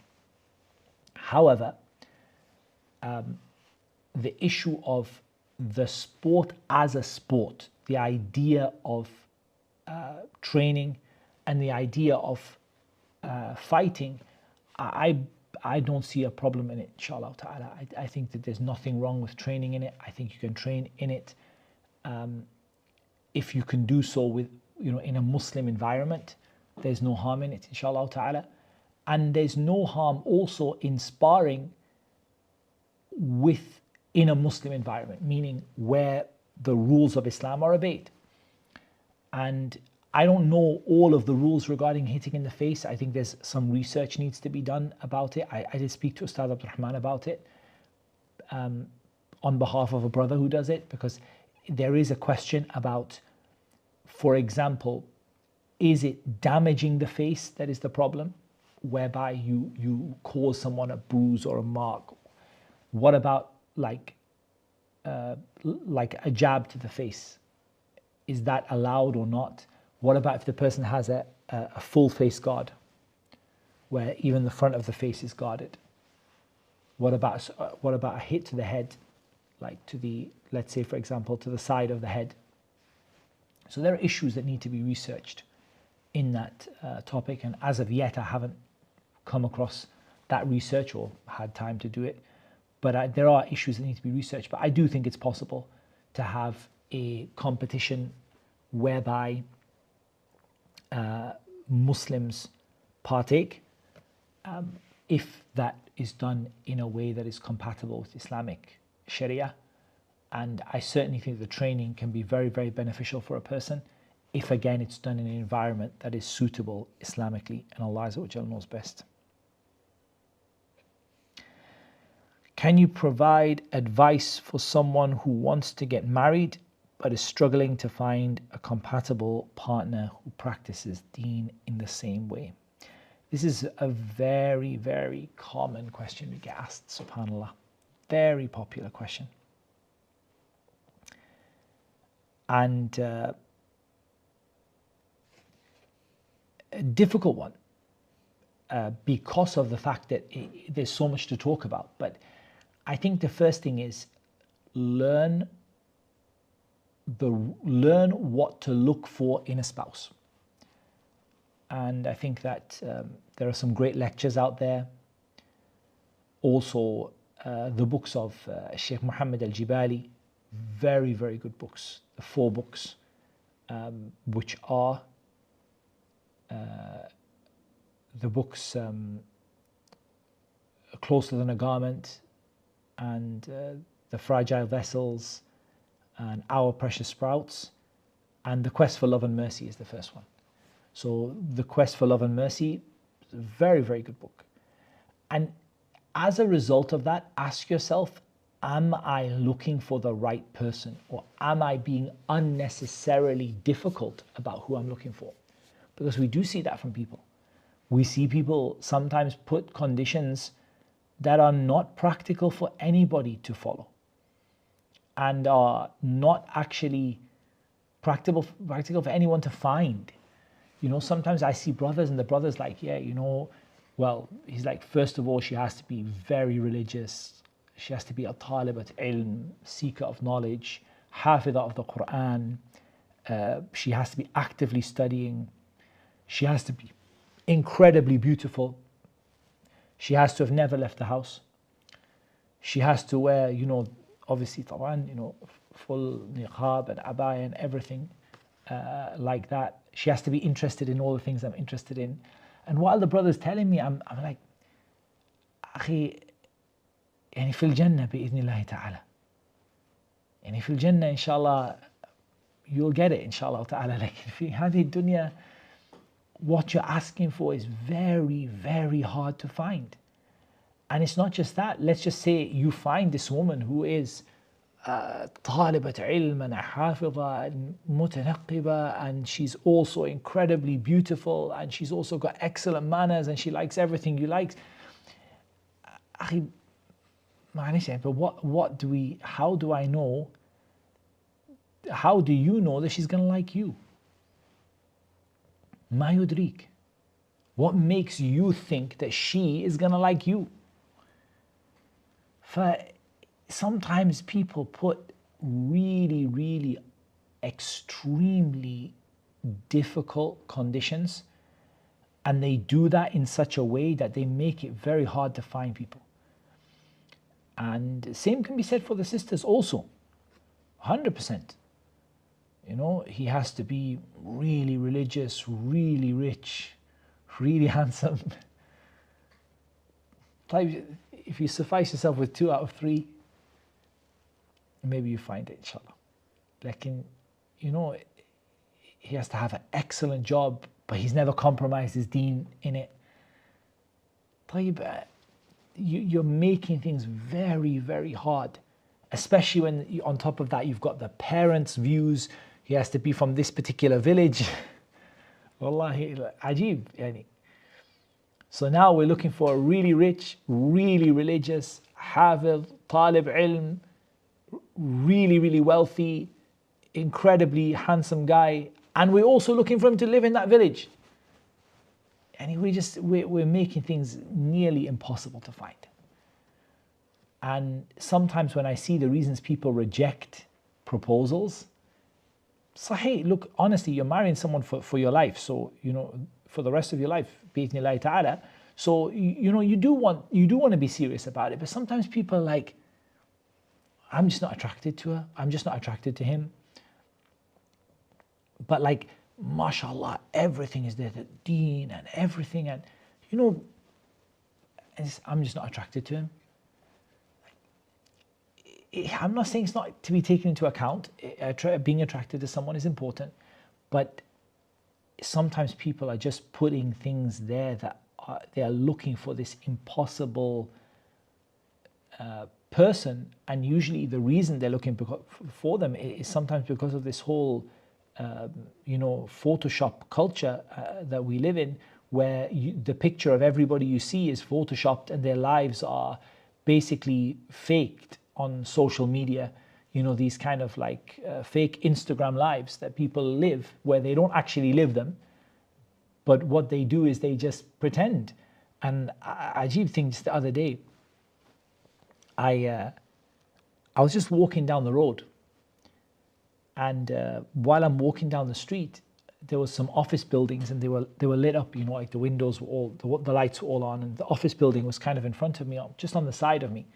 And I just looked, and I saw this office building, and the room is like it's like a, what do you call it? It's like a little studio for filming, sort of like some kind of social media influencer has a studio. And if you look through the lens of the camera, you would have just thought, wow, this person's life is just what a life, you know. This is just luxury and beauty and, you know, happiness and all of that. Like, in that luxury and beauty and happiness was painted into a tiny corner of the room, and the rest of the room was just a regular room, in a quite a, you know, dirty office building in a kind of cold, wet and miserable kind of day, you know, in a kind of nondescript location. I just find it amazing, and you know, we could be guilty of that. Like, this is a nice set, you can see behind me, it looks nice, you know, and all that. And if you looked at the whole room, you would see the whole room doesn't look like this. The whole room looks kind of a bit, you know, run down and what have you. But what I mean by that is that we're so affected by people's Instagram lives, the lives that they put out on camera, that we actually have very unrealistic expectations of what we should find in real life. Because the guy walks down the street and every woman he sees is photoshopped. On the billboards, magazines, yeah, he should look at the ground, that's for sure. Like, in the reality is, he goes and he looks around and every woman he sees on every picture, video, advert has been manipulated. She's not real. She doesn't exist. Somebody has come and made her a little bit thinner and taken the marks off her skin, and, you know. And even in real life, he also meets people who are, if he's out in the world of work, who are not presenting their regular daily lives. They make a huge effort to look really good for the, you know, for the office. They make a huge effort to kind of behave as though their life is really, really good. But you also don't see them in real life, so to speak. And I think that shaitan also whispers into the heart of a person that every woman he looks at as he walks down the street is incredibly beautiful, which she isn't. It's just that the shaitan sits on his eyes and makes him think like that. So in the end of the day, people have very unrealistic expectations of what they should actually find and what they should actually look for. And when they see a regular, you know, a good practicing Muslim girl who has all the things they should be looking for, because the shaitan is sat on their eyes and they think that everyone they see in the street is just so amazingly good looking. And then the posters are all photoshopped and people are watching Instagram and YouTube shorts and whatever of fake lives that are not real at all. In the same way this set behind me is not real in the sense, I mean, it's physically there, but it's, if you look like a meter to the left or a meter to the right, it's just a plain room. People get caught up in that and they start to believe that that's someone they should be looking for, and they actually don't end up finding them. How to clean your heart from wiswas or get rid of it and stay on the right path and ignore the whispers of the shaitan. It's a very, very good question. Ayah number 201 in Surah Al-A'raf, the statement of Allah Azza wa Jal, إِنَّ الَّذِينَ اتَّقَوْا إِذَا مَسَّهُمْ طَائِفٌ مِنَ الشَّيْطَانِ تَذَكَّرُوا فَإِذَا هُمْ مُبْصِرُونَ. Indeed, those people who have taqwa, if they are touched by an impulse or a whispering of the shaitan, تَذَكَّرُوا, they remember that this is from the shaitan. تَذَكَّرُوا, they remember that this is from the shaitan and they remember Allah. فَإِذَا هُمْ مُبْصِرُونَ, they can see clearly. Allah Azza wa Jal, in reality, the ayah mentions three things that get you out of that wiswas of the shaitan. The first one is at-taqwa, to do your best to obey Allah, to do your best to keep away from disobeying Allah, to try to practice the religion as much as you can. Number two, to remember Allah. When that wiswas and that feeling comes, remember Allah. If it's a feeling of kufr, say رضيت بالله ربا وبالإسلام دينا وبمحمد صلى الله عليه وسلم نبيا لا إله إلا الله أستغفر الله الحمد لله سبحان الله.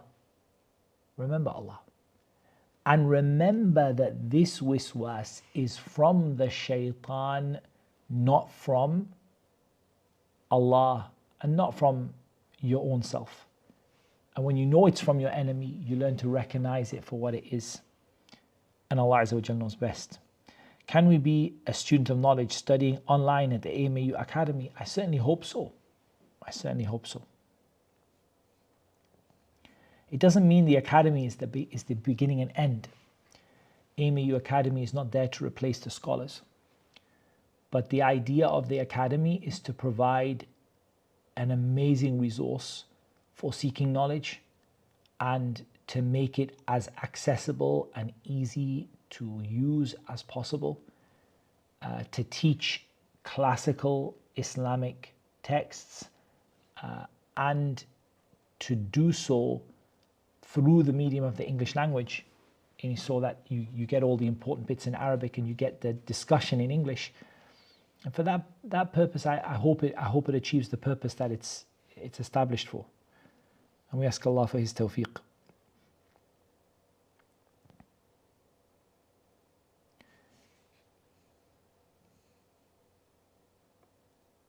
The hadith about the virtue of seeking knowledge, which mentions the angels and the dua of the everything in the heavens and the earth, even the fish in the sea, does this count if you study online? Does this count if you study online? We hope so. We hope so.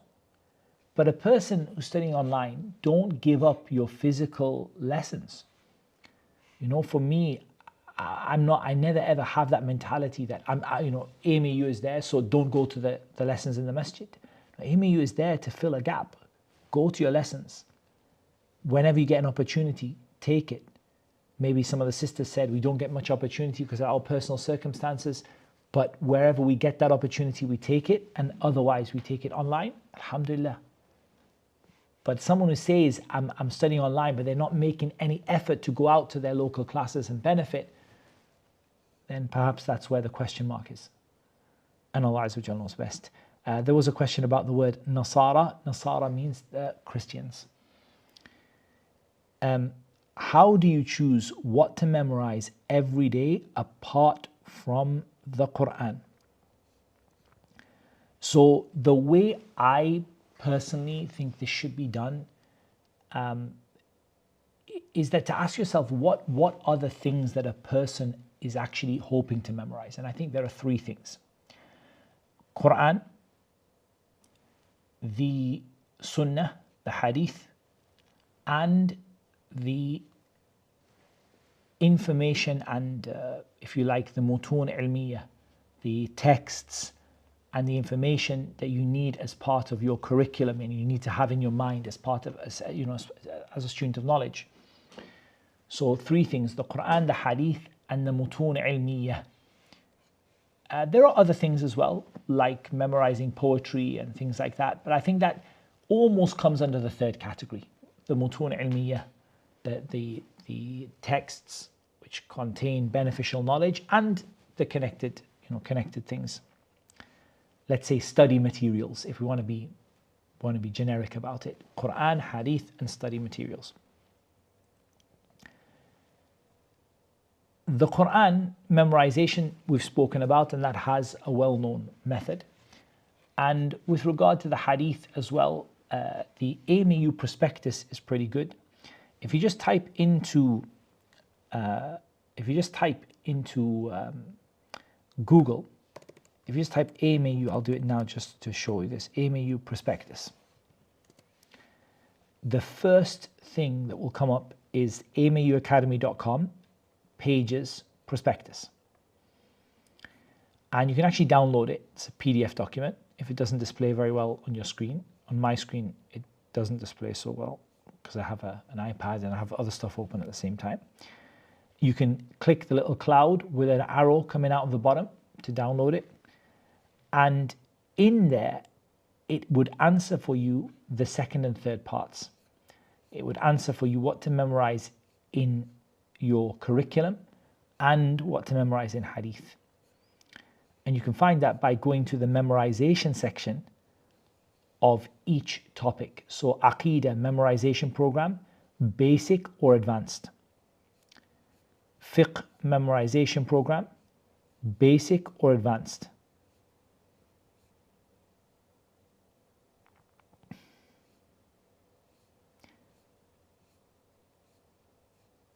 Tafsir memorization program, basic or advanced.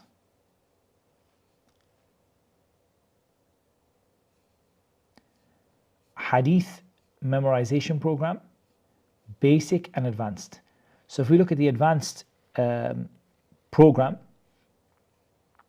we have the 40 hadith of Imam al-Nawawi, Alfiyat al-Iraqi, Bulugh al-Maram, just hadith. We have the 40 hadith of Imam al-Nawawi, Bulugh al-Haram, we have the 40 hadith of al-Imam al-Nawawi, Bulugh al-Maram, and we have al-Lu'lu' wal-Marjan, and then going into the Kutub al-Sittah. So everything is there. Everything is there.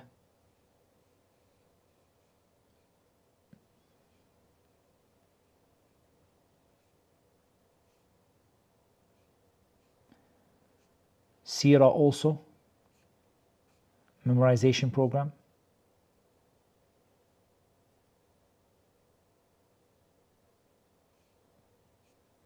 And so on.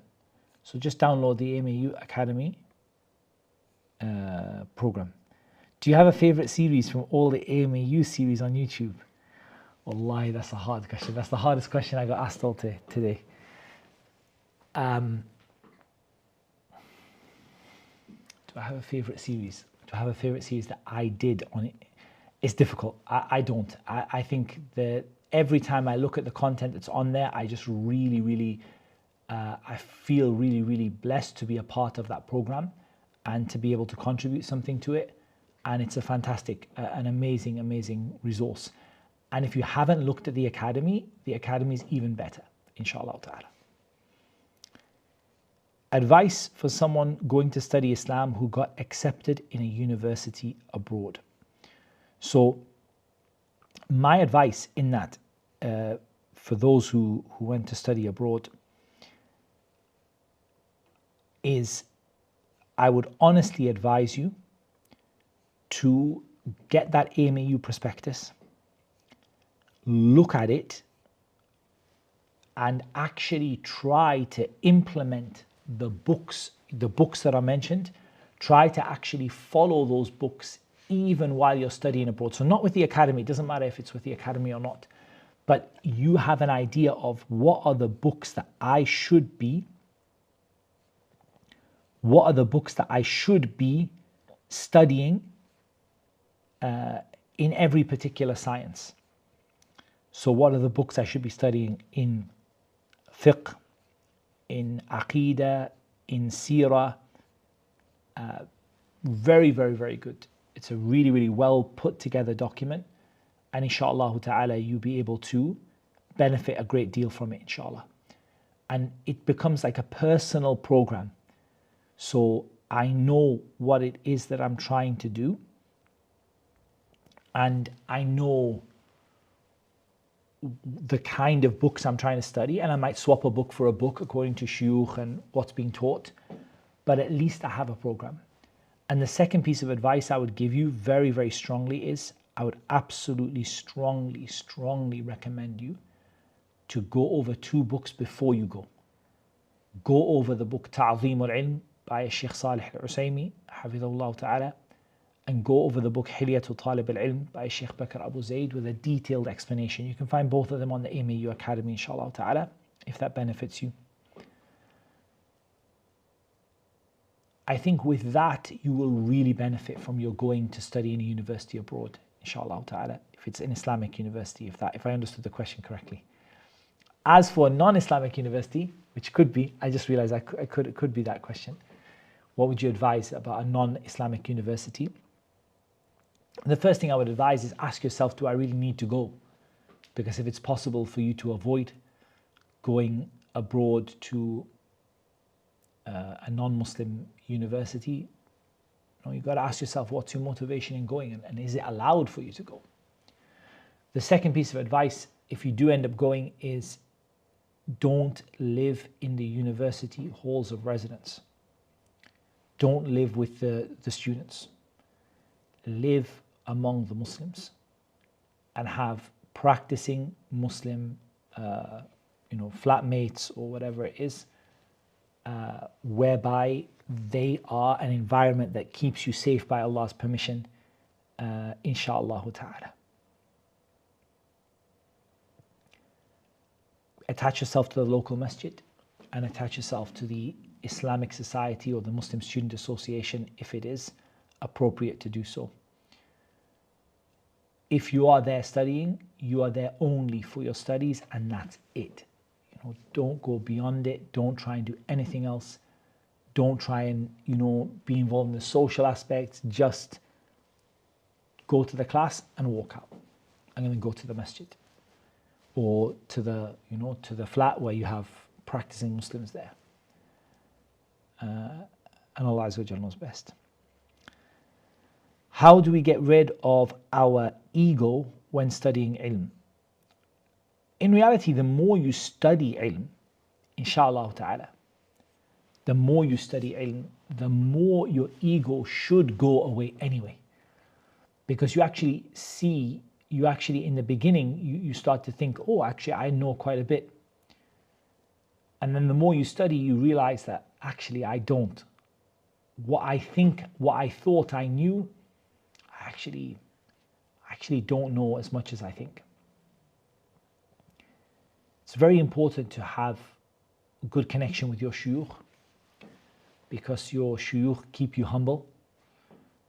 There's nothing like a teacher to tell you off. So your shuyukh keep you humble. And it's also really important to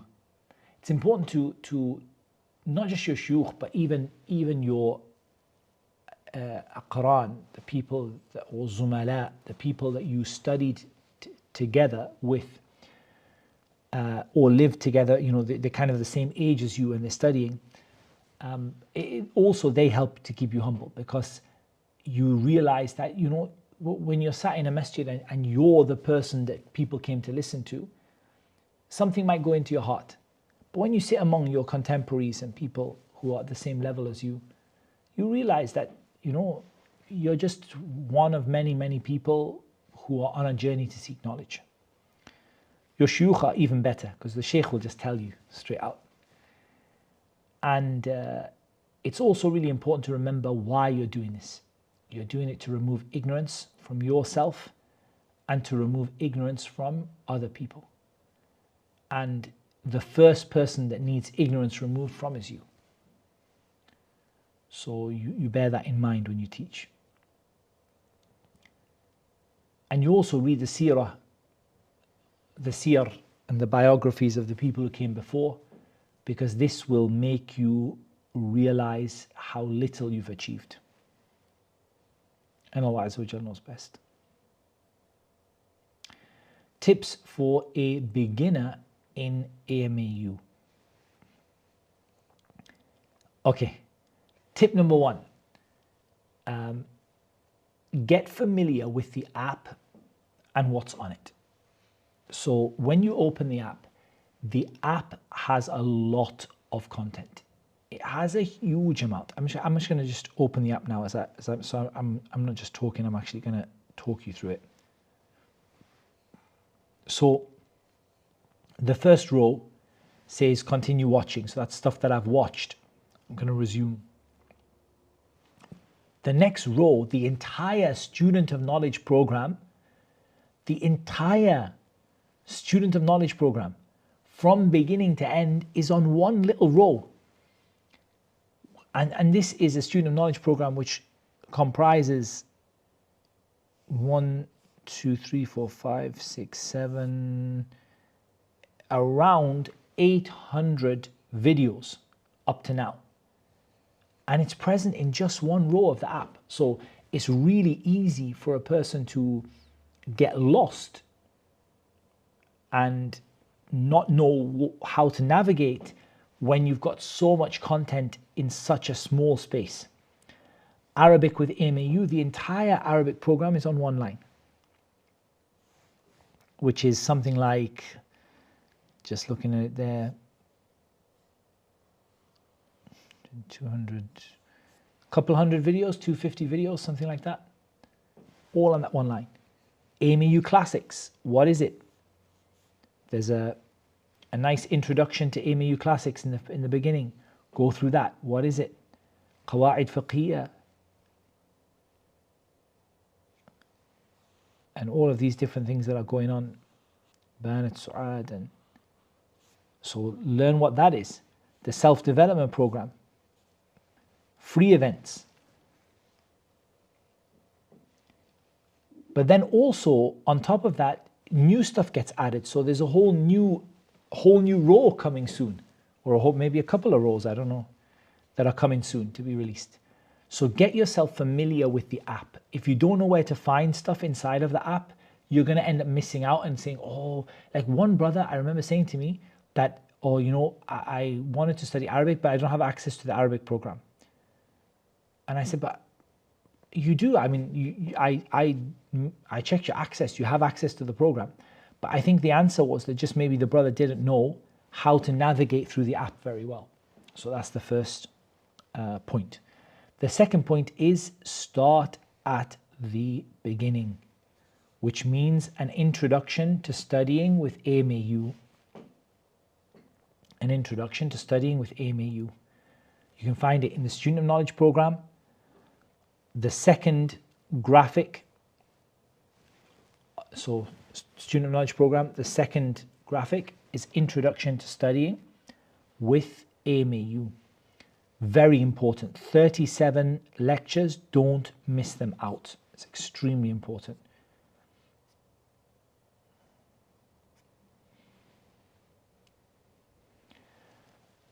And I think all the tips are actually in there in the Introduction to Studying with AMAU. There's a whole bunch of tips.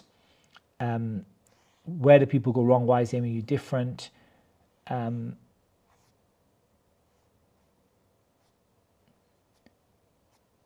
al-ilm. How to write.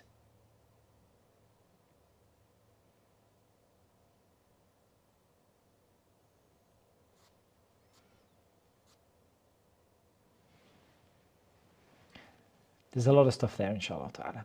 Tips there as well. And as I said, the tips that I mentioned before, don't quit. So many people, they start and then they just drop out. And if you ask them, you dropped out because the classes were not good. No, I love the classes, but just, don't drop out. Also get used to how to use the community section, the calendar, and other points as well, inshallah.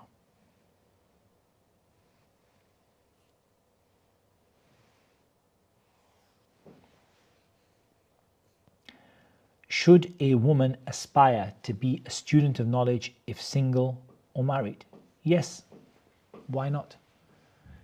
Both. Let her aspire to be a student of knowledge, because knowledge is not something that is contradictory or contraindicated when it comes to marriage. You can be married and be a student of knowledge. So yes, I do believe she should aspire to being that, inshallah ta'ala. What's your advice to sisters in the West who want to pursue secular education to benefit the Ummah, but niqab is banned in here for these types of education? Don't do it. Let someone else benefit the Ummah. Inna Allaha la yansuru hadha ad-din bil-rajul al-fajir. Perhaps Allah would help this religion with a wicked person. Let that wicked person be the person to benefit the Ummah. You benefit the Ummah with practicing your religion properly, helping yourself, removing ignorance from yourself and others, and practicing the religion in the best way that you possibly can. And don't let shaitan whisper to you that you're helping the Ummah by taking off the niqab. And Allah Azza wa Jalla knows best. Is it a must for a sister trying to seek knowledge, such as through AMAU, to look for a sister's community? It is. There are two types of, I guess, community and discussion. And the key thing here is whether there is a danger of fitna. Whether there is a danger of fitna. So when there's a danger of fitna, like there's actual possibility for brothers and sisters to be chatting to each other and talking to each other and, conversing with each other and, back and forward, then this one should be sisters only. But where it is just, there is actually none of that happens, it's not possible for that kind of thing to happen, then there is no strict need for it to be sisters only. Let's say people post benefits and it's moderated and it's not done in a way where people can privately message each other or whatever. I think that could be fine, inshallah ta'ala. And AMAU is when we're looking to establish the new features of AMAU, which are coming soon, inshallah, like groups that are local to you in each city, where each group, inshallah ta'ala, will be able to cooperate and collaborate to help you to study. We will definitely have separate brothers and sisters sections, inshallah. How can we believe that every hardship comes with ease when there is death and you can die upon that hardship? Can you not have ease in your grave? Can you not have ease yawm al-qiyamah? Can you not have ease in Jannah? Don't have any doubt about the truth of what Allah Azza wa Jal promises you. فَإِنَّ مَعَ الْأُسْرِ يُسْرًا إِنَّ مَعَ الْأُسْرِ يُسْرًا. And of course, there are two types of hardships. There is the hardship of the believer and the hardship of the disbeliever. And as for the hardship of the disbeliever, it gets worse. What did Allah Azza wa Jal say? فَذُوقُوا فَلَن نَزِيدَكُمْ إِلَّا عَذَابًا. Taste the punishment. We are only going to give you worse punishment after this. We're only going to make your punishment worse. So that is for the disbeliever. For the believer, there is ease. Whether it is an ease which comes quickly, or one which takes time, or an ease which comes in this life, or one which comes in the next. But for the believer, فَإِنَّ مَعَ الْأُسْرِ يُسْرًا إِنَّ مَعَ الْأُسْرِ يُسْرًا. And Allah Azza wa Jalla knows best.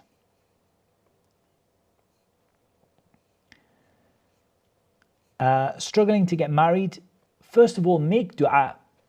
Never ever discount the importance of dua in a person looking to get married. So we pause for the adhan, inshallah.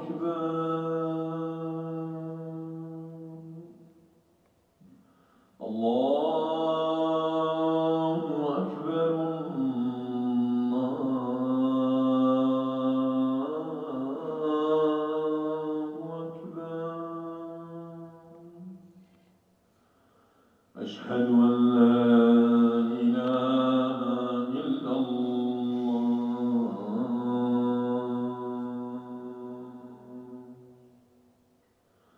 أشهد أن لا إله إلا الله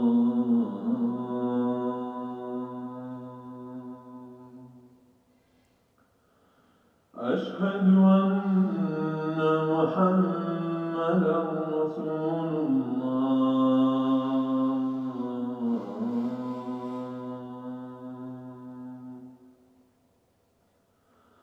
أشهد أن محمدا رسول الله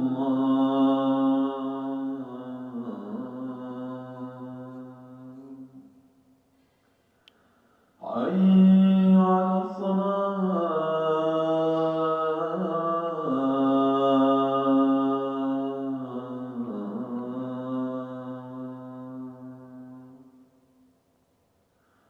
حي على الصلاة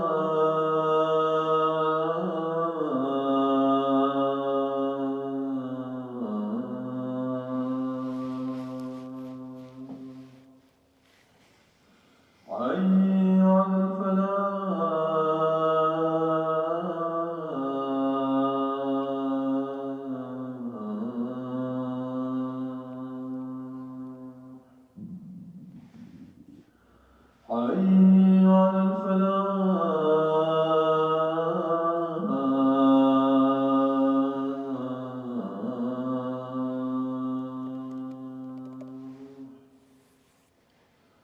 الله أكبر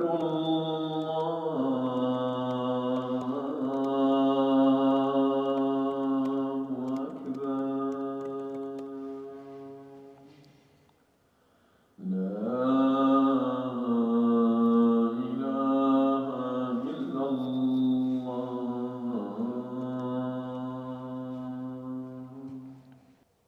We just take about 10 minutes more questions, then we'll have a prayer break for me anyway, and I'll come back inshallah ta'ala and do some more. A lot of questions were asking about the topic of al-jihad fi sabilillah, particularly the situation in Palestine and elsewhere. And it's not really the right place to discuss such a detailed and complex topic. But I think if I don't speak about it, it actually people might get an even worse idea. And people might get the idea that I'm not speaking about it because actually I'm secretly telling you that you should, just book your ticket and go, or that I'm telling you that, or that I'm too scared to speak about the issue or whatever. And because so many people ask the question, I think we're going to have to give some kind of an answer to it. Ikhwani, I want you to understand something. Al-jihad fi sabilillah is an ibadah. And I don't think there's anyone doubts that at all. It's an ibadah min al-ibadat.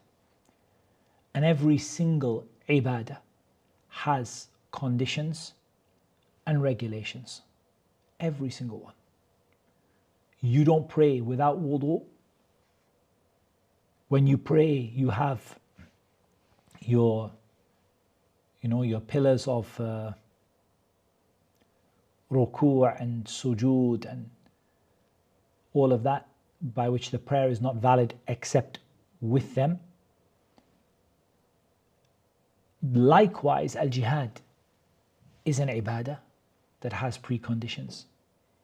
It's an ibadah that has rules and regulations. And it's an ibadah which, if it is done correctly, can be from the most beloved of things to Allah, and if it's done incorrectly, can be from the most evil of things that a person can do. What is important for a person to do is to understand properly what these rules and regulations are, to understand their application, and not to rush into something which would end up in reality perhaps not only causing a great harm upon them in the sight of Allah. I'm not talking about losing your life. I'm talking about a harm in the sight of Allah Yawm al-Qiyamah. But even a harm to come upon the Muslims that you're trying to help, or even a harm to come upon other Muslims elsewhere in the world. And all of that comes from ignorance about what al-jihad fi sabilillah is, and ignorance about how it should be applied. For I don't advise anybody who is at the stage where they have not now even understood these conditions and rules and regulations to even consider anything of the likes. But I advise them to learn. Because wallahi, when you do this, your eyes will be open and you will understand the issue, inshallah. People say it can't be understood. People don't talk about it. The scholars are silent. I've heard all of these things. You can still go. The scholars are not silent, just you people not. Your ears are closed. That's the problem. This is a mas'ala fiqhiyya. There are masail fiqh. It's taught all the time. All the books of fiqh have this topic, or not all, but many of the books of fiqh have this topic within them. People study it. But the problem is when people now are driven by emotion and not driven by what pleases Allah. I'm not talking about Yani if you lose your life and for the sake of Allah, and it's beloved to Allah and accepted by Allah, that's amazing. But if you lose your life and it's not accepted by Allah and it's not beloved to Allah, that's a horrendous thing. Ikhwani, don't be driven by emotion. Don't be driven by emotion of what you see on the TV. Wallahi, there is nobody who sees what is going on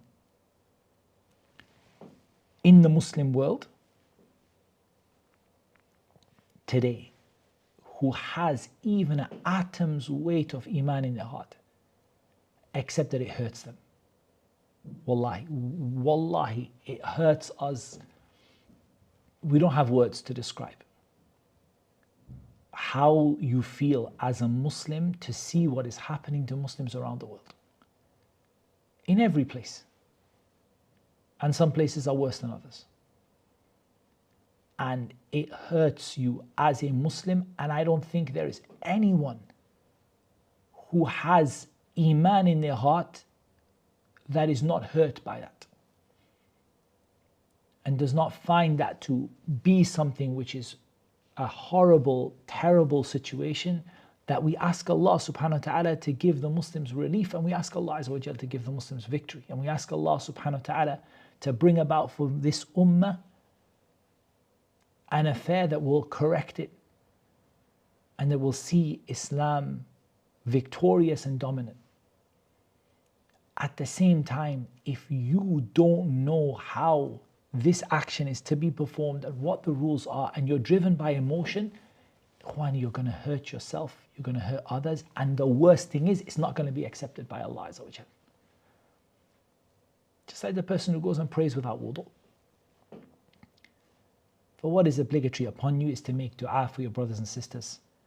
What is obligatory upon you is to support them with what you are able to support them with, in terms of what is permitted for you, the beneficial, charitable activities that take place where reliable organizations collect charity on their behalf and provide them with the essentials which the Muslims who are suffering need. And what is obligatory for you is, as we said, to make dua for them and to care for them, and for you to feel pain and suffering because of what Muslims are going through. And what's obligatory for you is to recognize the reasons why it's happening. And what's obligatory for you is to learn your religion properly. And if you do that, inshaAllah ta'ala, you will benefit those people bi'idhnillahi ta'ala. And you will be a cause for their situation to be rectified, inshaAllah ta'ala. But without that, you're not helping them and you're not helping yourself. And Allah Azza wa Jalla knows best. If a person teaches the religion for a living, what intention should that person have? So their intention should not be that this is a money-making activity, but just that this is a means for them to be able to teach. So for example, if I were to receive a salary to teach, I could teach and be involved in teaching 10 hours a day, 8 hours a day, 5 days a week, 6 days a week. If I don't, maybe I could do like a couple of hours a day, an hour a day.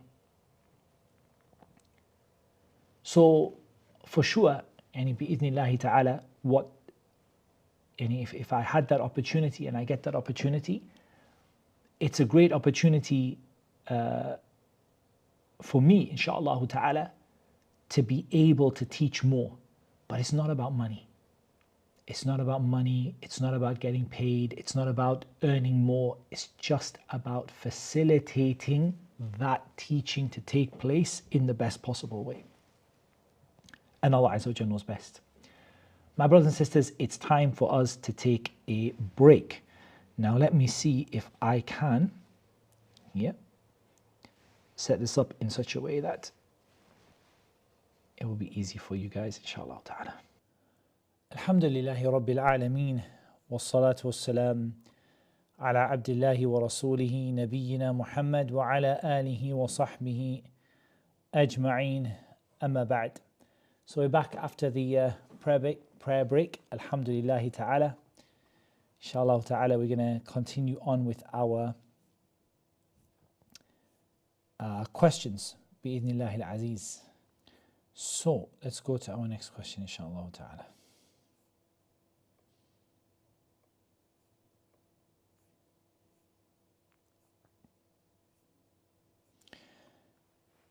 Is it allowed to make hijrah without a mahram for a convert who is struggling to get married?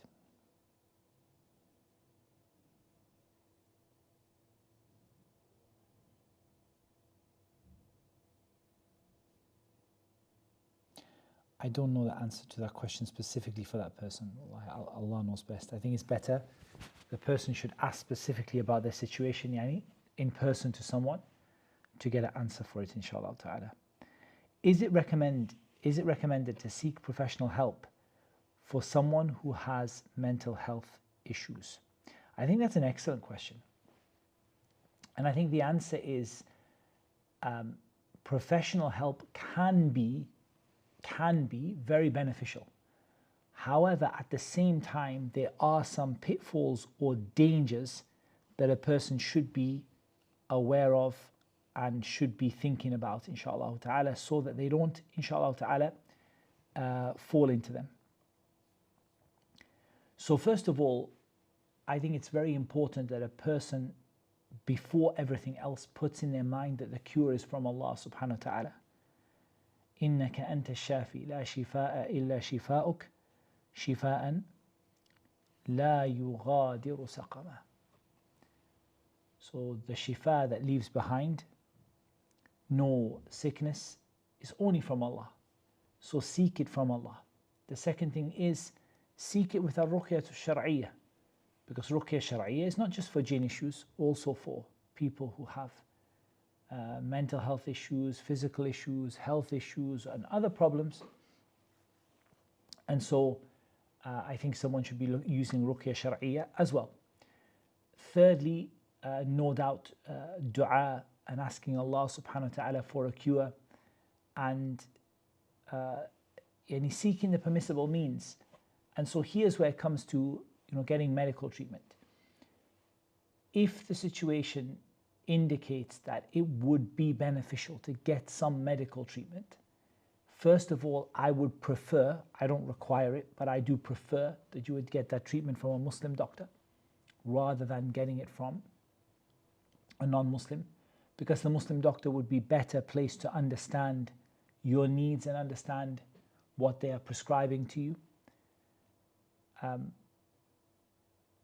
I would be very cautious when it comes to psychiatric medication. It's not, I'm not a psychiatrist, so I'm not qualified to talk about it, but I would be cautious. And what I mean is, I don't mean that you don't take it, but I mean that you ask very clearly about the side effects and about whether this is something which is going to solve my problem by Allah's permission, or is it symptomatic relief, or is it, you really understand it deeply. Because where people I see go wrong is that they start taking this medication without having even spoken to their doctor about the potential side effects, and then someone comes and says, I'm on this medication, I can't pray, I can't get up for Fajr, I feel like I'm like living my life like a zombie, I can't function as a normal person, should I stop taking it? But then stopping taking it is a lot of work, including, there's a lot of process and stages required and medication to get off that. So I think it's important, before a person starts taking strong medication of any type, that they do speak to their doctor about the side effects, especially in light of what they will need to be able to live their life as a Muslim. And Allah Azza wa Jalla knows best. How do you advise your sister if she has a male trainer, goes to a mixed gym, but says that she's fully covered? So I think this comes from ignorance. It comes from thinking that being fully covered is enough to mean that it's okay to mix with men. And I think there's two misconceptions that the sister has, and Allah knows best. The first is definitely a misconception about what it means to be fully covered. I can almost guarantee you, Wallahu alam, that sister is not fully covered by the rules of Sharia. Because it would be very difficult to go to the gym being fully covered, to be quite honest. Fully covered meaning abaya from the top of the head, trailing on the floor, niqab, gloves. So I think the first thing is that her idea of being fully covered is very likely to be wrong. And the second thing is that even if she was fully covered, she's got a misunderstanding that means it's okay to interact with a male trainer, or that means it's okay to mix freely between people. And that's not the case. That's not the case. Rather, the Prophet ﷺ did not allow the women who are fully covered to walk on the same part of the road as the men in his time. That is bearing in mind two things. Number one, these women were fully covered and they were not allowed to walk in the middle of the road. That's the first thing. The second thing is the society was a time of honor, and people were trustworthy and people were religious, and at that time men and women are not allowed to walk together in the same part of the road. So what do you think about going to a gym together? What do you think about interacting together? That man will give another evidence. That man is going to have to look at her to see if she's training properly, right? Like personal trainer, by default is going to say, you need to put your hands higher, you need to put your, you need to sit more straight, stand more straight, you need to bend here and there. And when that personal trainer sees that, he's going to be looking at her in a way that is not permissible. Allah subhanahu wa ta'ala told the believers to lower their gaze. قُلْ لِلْمُؤْمِنِينَ يَغُضُّوا مِنْ أَبْصَارِهِمْ وَيَحْفَظُوا فُرُوجَهُمْ ذَلِكَ أَزْكَى لَهُمْ. Let the believing men lower their gaze. So how can he lower his gaze when his job is to look at her? Then when he looks at her, he's going to see her in a way that is not an occasional glance. He's going to look at her figure and her body and her, because that's what the job he's doing. For this comes from ignorance now. We ask Allah Azza wa Jal tawfiq al-jami'. How often should we follow up with the same advice if we regularly see someone doing the sin despite informing them of it being haram? Continue to advise them as much as you see that you're not making it worse. As long as you see you're not making it worse, there's room for advice. But vary your advice, like Nuh. We hear in Surah Nuh in the Qur'an, قال ربي إني دعوت قومي ليلا ونهارا. He called them in the night, he called them in the day. Later on in the surah, ثم إني أعلنت لهم وأسررت لهم إسرارا. I spoke to them in public and I spoke to them privately. So that variation of the way you advise someone is very important. Sometimes you advise them publicly, sometimes you advise them privately, sometimes you advise them, you're a little harsh with them, sometimes you go with a softer approach and you vary it. But where you should step back is when you see you're making it worse. There you step back and you leave it a while, and maybe somebody else steps in, or you give some time, inshallah. Advice regarding marriage proposals of someone afflicted by the ayn and hasad of the ex-husband. It seems strange, right? Like that the ex-husband would give ayn to his ex-wife. You'd have thought that if he wanted to keep her, he would have just kept her rather than divorcing her. But it does happen. I've seen cases like that. Could have been a khula from the side of the woman. It could have been that he later on felt jealous of her future happiness, any that she's getting proposals and he isn't, or Wallahu musta'an. I advise, to be honest, I think the Ruqya course would give a lot of information about that. On the AMAU Academy, there's a brief summary of it, how to perform Ruqya, very brief. And the full Ruqya course is available on Teachable. Just type in Teachable, that's the word teach, ABLE, and then Muhammad Tim, or Teachable, and then the word Ruqya, and you should be able to find the Ruqya course on Teachable, inshallah ta'ala, which has a lot of details there on how to treat it. And I think that's better advice than giving any pointers here, which are just going to be very brief. Is it permissible to work in IT for the Treasury? So the only job is to configure the system, but may be asked to configure interest-based transactions within the system. Well, if it involves any configuring a system to facilitate interest, it's not permissible. If it involves you configuring the systems that will be used to charge interest, it's not permissible. If it involves something else, maybe I didn't fully understand the question, so then in that case maybe you could ask in more detail, inshallah ta'ala. How can sisters maintain high aspirations in seeking knowledge when they have other responsibilities? I think that's true for sisters and for brothers. I think that's true for both sisters and brothers. That the responsibilities that we have are so many that it can be difficult to maintain those high aspirations with regard to seeking knowledge. So I would say, first of all, the very first thing is constantly and consistently remind yourself of the virtue of seeking knowledge, and go back through videos and lectures and classes that remind you. And secondly, if you remember what I said in one of the questions earlier, what you need to do is don't think about the issue of work getting in the way, but think about using all of your available spare time to seek knowledge. And also remember that knowledge is a gift from Allah. So it's, yes, it does come from hard work, no doubt about it. إِنَّمَا الْعِلْمُ بِالتَّعَلُّمِ, it comes from hard work and studying.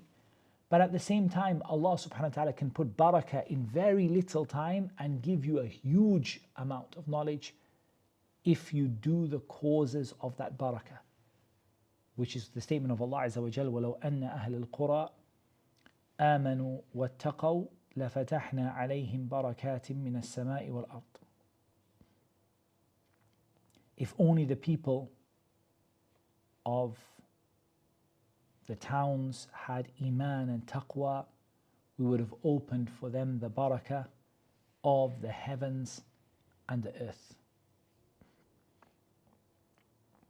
So if that iman and taqwa and working hard, even if it's only an hour a week or 2 hours a week, but Allah subhanahu wa ta'ala can give you a great amount of knowledge in that time and a great amount of barakah in it. Also involve your family in it, involve your kids in it. Sometimes I had a really beautiful conversation. We were talking about the role of women in da'wah. We're talking about, the sister who teaches the other sisters, and we were talking about benefiting the community and having classes. And one of the Tulab al-Ilm said something very important. He said that I see, one of the greatest roles that the sister has is that when she's learned her deen, she actually becomes the teacher of her family. And wallahi al-azim, I really want you to understand this. I'm not saying that she doesn't teach other people, and that is a role in itself, to be the primary teacher for an entire family. And you don't know, maybe not just her, maybe even her, her children, her sister's children, her brother's children. It's a big family, and maybe you can see 30, 40, 50 people graduate from her madrasa, even if that madrasa is at home. Wallahi, I would love to have, and if I could say I had, 10, 20, 30 people studied day in, day out, and benefited and memorized, and I was responsible for a part of that, I would be honored. So I don't think that's any less of a high aspiration. That itself is like, I'm gonna make my house a madrasa. And wallahi, that sister, she could, from that alone, I'm not saying only that, but I'm saying from that alone, she could actually end up being responsible for hundreds of thousands or even more than that, people being guided through that action. How is that?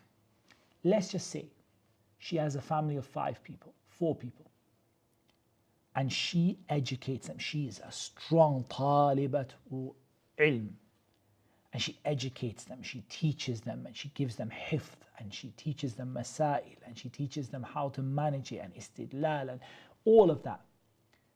Then imagine after that she sends her children out, not just from her, but from the scholars. They add to the knowledge they've got in the house, they build upon that. And then those children of hers become scholars who graduated from her madrasa, in the bayt, in the house, in the manzil. And they went out and they became people who had a huge impact in the Muslim world, and all of it came back down to the efforts of her. Wallahi, what that is, if somebody offered me that, as that is your life, that's your life's work, wallahi, I would accept it in the blink of an eye. In the blink of an eye, for someone to say that is your life's work. But the shaitan comes and says, oh, you want to be just in the house, they don't want you to go out on YouTube in front of the people. And wallahi, no word of a lie, your house can become a madrasa that ulama come from it.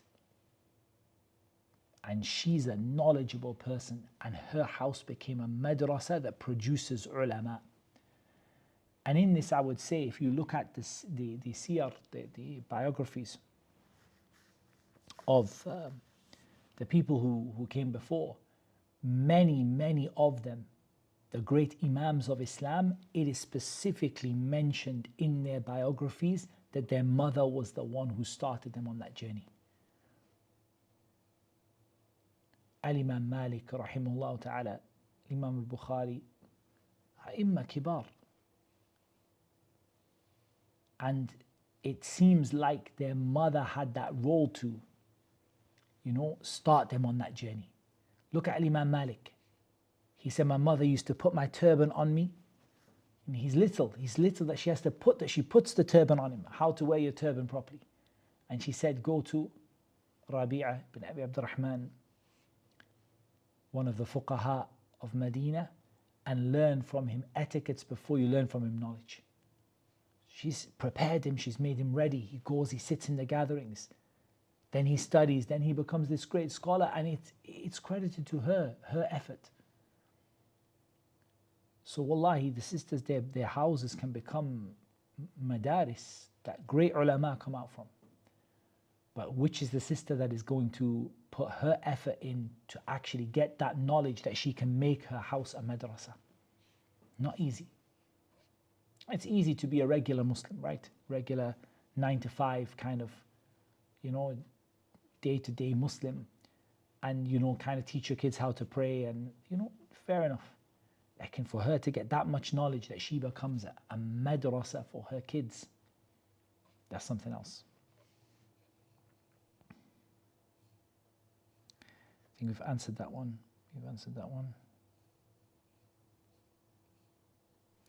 So another question about women and traveling without a mahram. This question asks about a woman who lives alone in a city without a mahram. So presuming she's taken to that city with a mahram, and her mahram takes her to that city, but then she stays by herself, the key thing is that she has to be safe, right? And she has to be able to facilitate her day-to-day life that she wants to do and the things that she needs to do in a way that's pleasing to Allah Azza wa Jal. And that might be very, very difficult in that kind of situation. It could be very, very hard. The mahram takes her there, and if maybe she had, like, say, example, she's got some family members there and she's living in a safe place. I don't know, it's a difficult, I can't imagine a situation where it would be easy for her. Rather, if I think about it as being something which is extremely difficult for her to stay safe in that situation where her mahram takes her there and she doesn't travel, but she remains there as someone who is muqimah, any resident in that place, in a way that's safe is a very difficult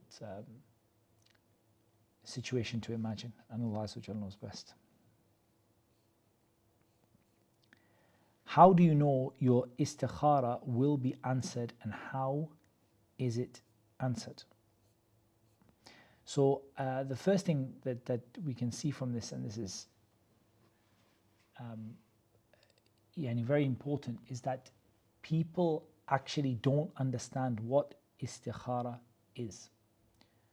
They understand the mechanics of it. It's a voluntary 2 raka'at which contain a dua, and that dua is made to ask Allah because of a situation you're going through and you don't know what to do, or you wish for extra comfort and safety in what it is that you're going to do. People understand the mechanics of it.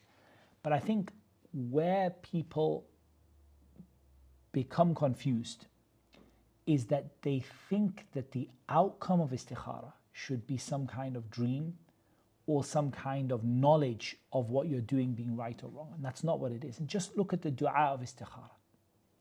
The dua of istikhara says, "O Allah, you know, فَإِنَّكَ تَعْلَمُ وَلَا أَعْلَمُ وَتَقْدِرْ وَلَا أَقْدِرْ." You know and I don't know, and you have power and I don't have power.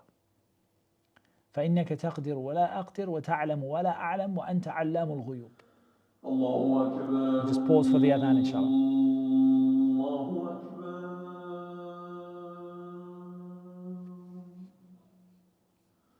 الله أكبر.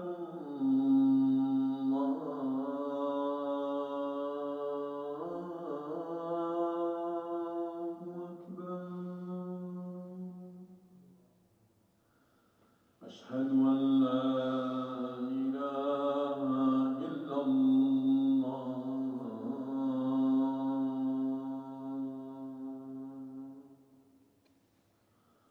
أشهد أن لا إله إلا الله.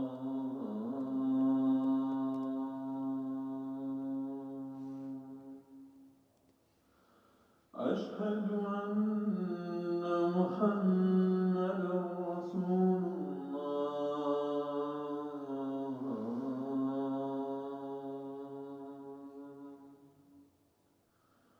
أشهد أن محمد رسول الله.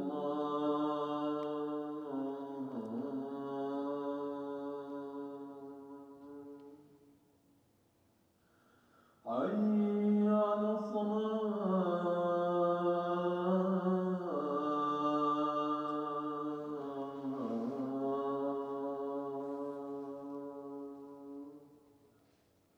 حي على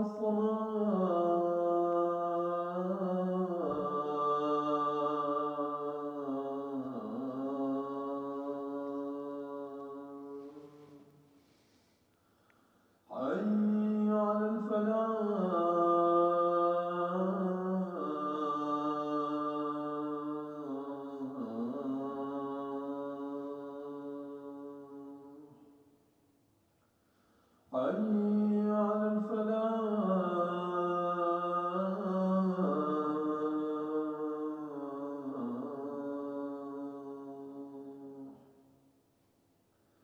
الله أكبر.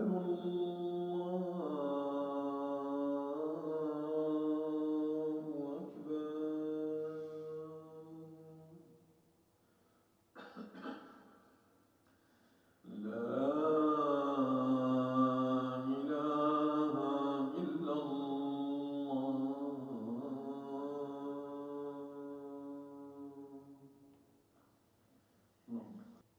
Naam, Salat al-Istikhara is that in the Istikhara, you are asking Allah subhanahu wa ta'ala that, oh Allah, you have power and I don't have power.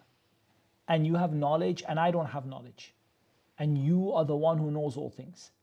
Allahumma in kunta ta'lam. Oh Allah, if you know that this thing of mine is good for me in my deen and my dunya and the end of my affair, فَاقْدُرْهُ لِي وَيَسِّرْهُ لِي. Make it happen and make it easy. And if you know that this thing is bad for me in my deen and my dunya, the end of my affairs, فَاصْرِفْهُ عَنِّي وَاصْرِفْنِي عَنْ وَاقْدُرْ لِي الْخَيْرَ حَيْثُ كَانَ ثُمَّ أَرْضِنِي بِهِ أو كما قال. Then take it away from me and take me away from it, and decree something better in its place and make me content with it. That is what you're asking Allah. Just the translation of the Istikhara will help you. You're asking Allah, make it happen, make it easy. Otherwise, make something else happen.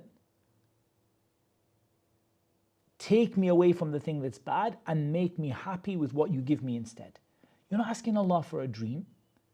You're not asking Allah subhanahu wa ta'ala for when you raise up your head, the traffic lights are green or traffic lights are red, or I saw a sign in the sky, or all of this is nothing to do with Istikhara. Istikhara, you're asking Allah, make the good thing happen, make it easy, take me away from the bad thing, replace it with something else, and make me happy with what you've given me. And so there isn't an answer to the Istikhara in most situations. There could be as part of your dua, Allah could give you a dream, it could be. But it's very, very rare. It's not the default. The default is Allah will just make happen what is good for you. And Allah Azza wa Jalla knows best. I meet a new person and I immediately don't like the person. Is it connected to the souls being made in groups, and am I a bad person for not liking them? It's true that people's nature may be that you may like some people and not be so close to others. But you must always give people the right of the Muslim.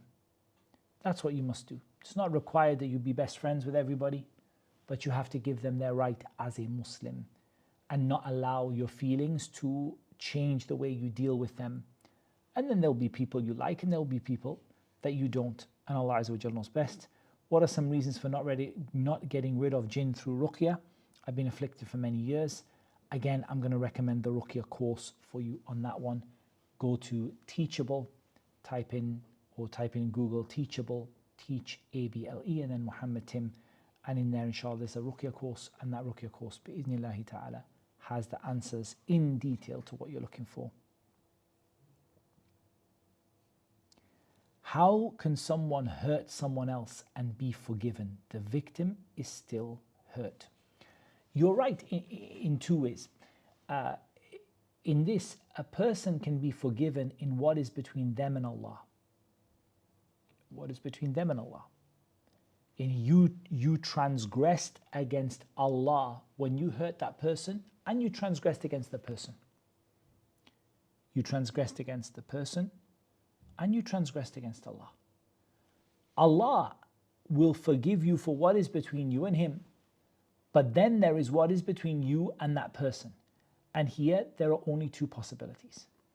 Either the victim forgives you, or either Allah Azza wa Jal gives the victim the reward by which this is made up for them. So in that sense you are right, but you have to be careful not to speak, and don't speak in a way that's speaking badly of Allah's decree or of the Sharia, but you realize that the victim either will forgive, or either Allah Azza wa Jal will raise their rank in Jannah because of what they suffered. And Allah Azza wa Jal knows best. What advice do you have to give to sisters who struggle with indecisiveness regarding religion? Two things, I think. Three things. Number one, seek beneficial knowledge, because knowledge will become your guide what to do and what not to do in any particular situation. Number two, take to making istikhara in the issues that you're indecisive about. And remember, istikhara is not about seeing a dream. Istikhara is about Allah will choose for you the right way. Number 3, consult people of knowledge who can benefit you. Don't consult people who can't benefit you. Don't consult people who that person is just going to make you more indecisive or more unsure. Consult people who are wise, who've got experience, who can give you good advice, and then make istikhara. If you did istikhara and consultation and you're a person who's been seeking Islamic knowledge, you will not be indecisive. فَإِذَا عَزَمْتَ فَتَوَكَّلْ عَلَى اللَّهِ. And when you have made your decision, put your trust in Allah. What to do when the person who's trying to make peace between two brothers and that person is not doing it in the right way or doing injustice. So it's very important when making peace between people that you have the person who does it has a lot of wisdom. That's why some of the ulama say when the permissibility of lying here is not to lie but to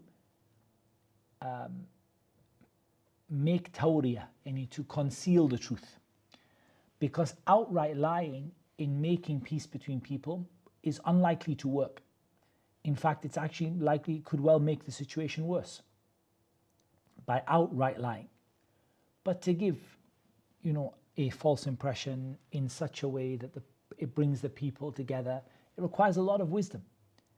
As for doing it by saying, oh, you didn't do anything wrong, or, you're being petty about it or something like that, that could also backfire. So it requires a lot of wisdom to make peace between people. But you should never stop doing it. You should always just keep on going, keep on trying one opportunity after the other until Allah makes peace between them because of the huge reward that came in that.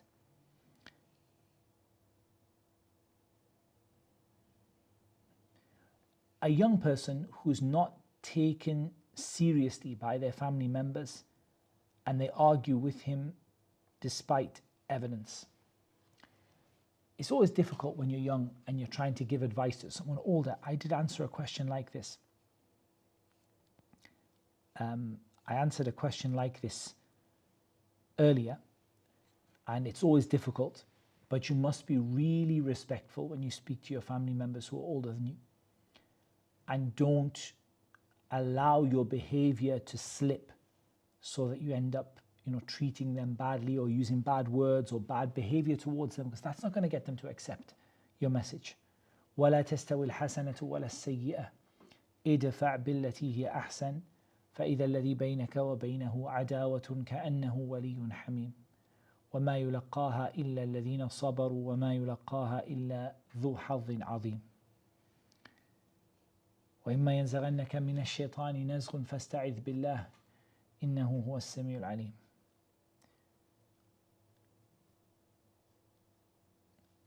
The statement of Allah Azza wa Jal, good deeds and bad deeds are not equal.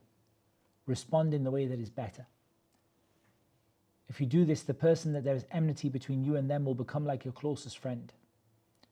And no one will be able to achieve it except those who are patient, and no one will be able to achieve it except those who have been given a great portion of good. And if the shaitan makes you slip, say, A'udhu billahi minash shaitanir rajim. Allah is the all-hearing and the all-knowing. So these ayat clearly state that we should take the high ground, moral high ground when we deal with people. Always deal with them in a better way than the way they deal with you. Be incredibly respectful, patient, expect the reward from Allah. And if you slip, then say, A'udhu billahi minash shaitanir rajim. Also, remember your job is to convey the message. Your job is not to make them believe. So you have to convey the message in the best possible way. That's your job. And Allah Azza wa Jalla knows best. We sometimes say that young people today are not mature and they want to get married, and we sometimes say to them, the reason that you're not getting married is because you're not you're not mature enough. How do I become more mature? It's a very beautiful question. Number one, I would say by seeking beneficial knowledge, especially reading the biographies of the great people of the past. This will make you more mature. Because you see that, this petty things going on between the people today, this is nothing. And you really see what really matters. You get perspective. Number two, by spending time with people who are older and more mature. The brother who wrote this question is 16 years old, may Allah bless him. I want to see you spending time with people who are older than you. A mix, doesn't have to be like really old, but people who are mature, sensible, married, moving forward in their life, seeking knowledge. Those people are going to have an influence around you if you're hanging around with them, and distance yourself from the kids who are still acting like little children. Beneficial Islamic knowledge, putting it into practice. Very, very soon you'll see how that will mature you, inshallah ta'ala. The waswas are getting stronger about what if it won't be like that. After I chose to trust Allah 100% after being wronged in this dunya. Allah will never let you down. If you did the right thing, and I don't know what you did, but if you did the right thing, Allah Azza wa Jal will never let you down. That you can be sure of. So this waswasa is dealt with the same way that I mentioned earlier. إِنَّ الَّذِينَ اتَّقَوْا إِذَا مَسَّهُمْ طَائِفٌ مِّنَ الشَّيْطَانِ تَذَكَّرُوا فَإِذَا هُمْ مُبْصِرُونَ. We mentioned it earlier. Those people who have taqwa, when they are touched by the influence of the shaitan, they remember this is only the shaitan saying this, and they remember Allah. So remember Allah, and remember that this feeling is from the shaitan. And when you remember Allah and you remember it's from the shaitan, strive to do good deeds and keep away from haram, and Allah subhanahu wa ta'ala will guide you to that which you want, inshallah ta'ala.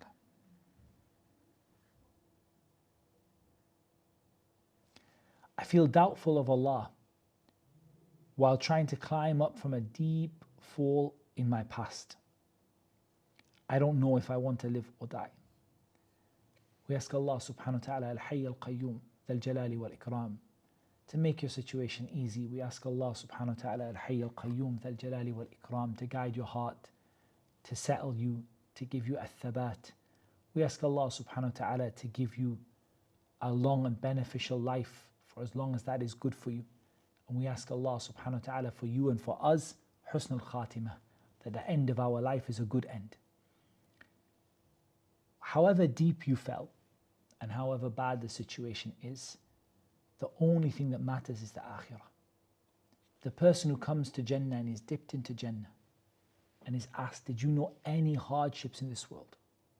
A poor person, a person who lived, suffered, lived a very difficult life. And that person is dipped into Jannah and taken out. Did you know anything of difficulties? Nothing at all. Because you'll forget everything that happened. So is it better then you go out of this world in a bad way, in a way that displeases Allah, and then you neither get this world nor the akhirah, or that you live a beneficial life, worshipping Allah. وَاعْبُدْ رَبَّكَ حَتَّى يَأْتِيَكَ الْيَقِينَ. Worship Allah until that which is certain comes to you. And then Allah subhanahu wa ta'ala gives you in Jannah that which will erase all of the feelings that you have in this world. So don't let yourself get caught up. This world has big, big holes that you can fall into, ditches, chasms you can fall into. But as long as you're still alive and that heart is still beating, Allah subhanahu wa ta'ala will take you out of it, bi'ithnillahi ta'ala. And Allah subhanahu wa ta'ala will guide you to what is better. So ignore whatever happened. I'm not saying you don't suffer from it. I'm saying don't let it define your future. Don't let it be the thing that defines.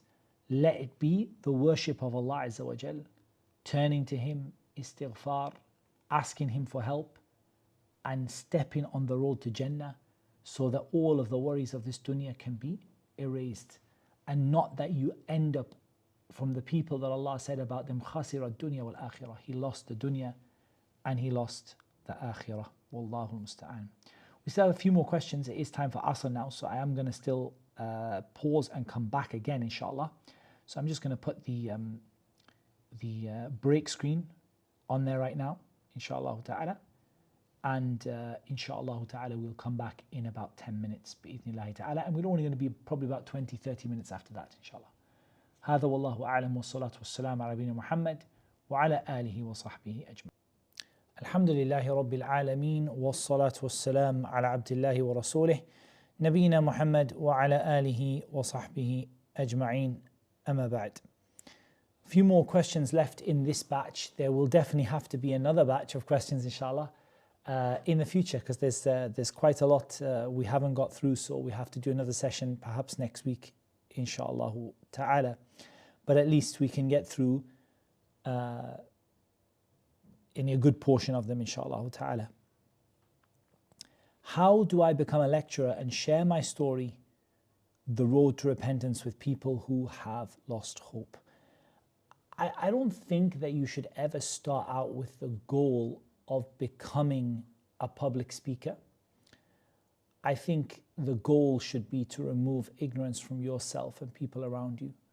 Share the beneficial knowledge you have with your family, with your close friends. Study hard. And if Allah subhanahu wa ta'ala decrees that you have an ability after that to reach out to be able to speak to people on a public platform, wait for the right time. Don't crave after it. Don't run after it, because actually running after it and craving it and desiring it actually creates its own set of problems. So my advice is, share your knowledge about repentance with the close people around you, inshallah ta'ala. Write things down that don't involve your public profile. Share a little article about it that you've written, get it checked by somebody. And if Allah subhanahu wa ta'ala decrees that there comes such a time where you decide to share, or you're able to share that knowledge publicly with a larger group of people, don't race for that time to come.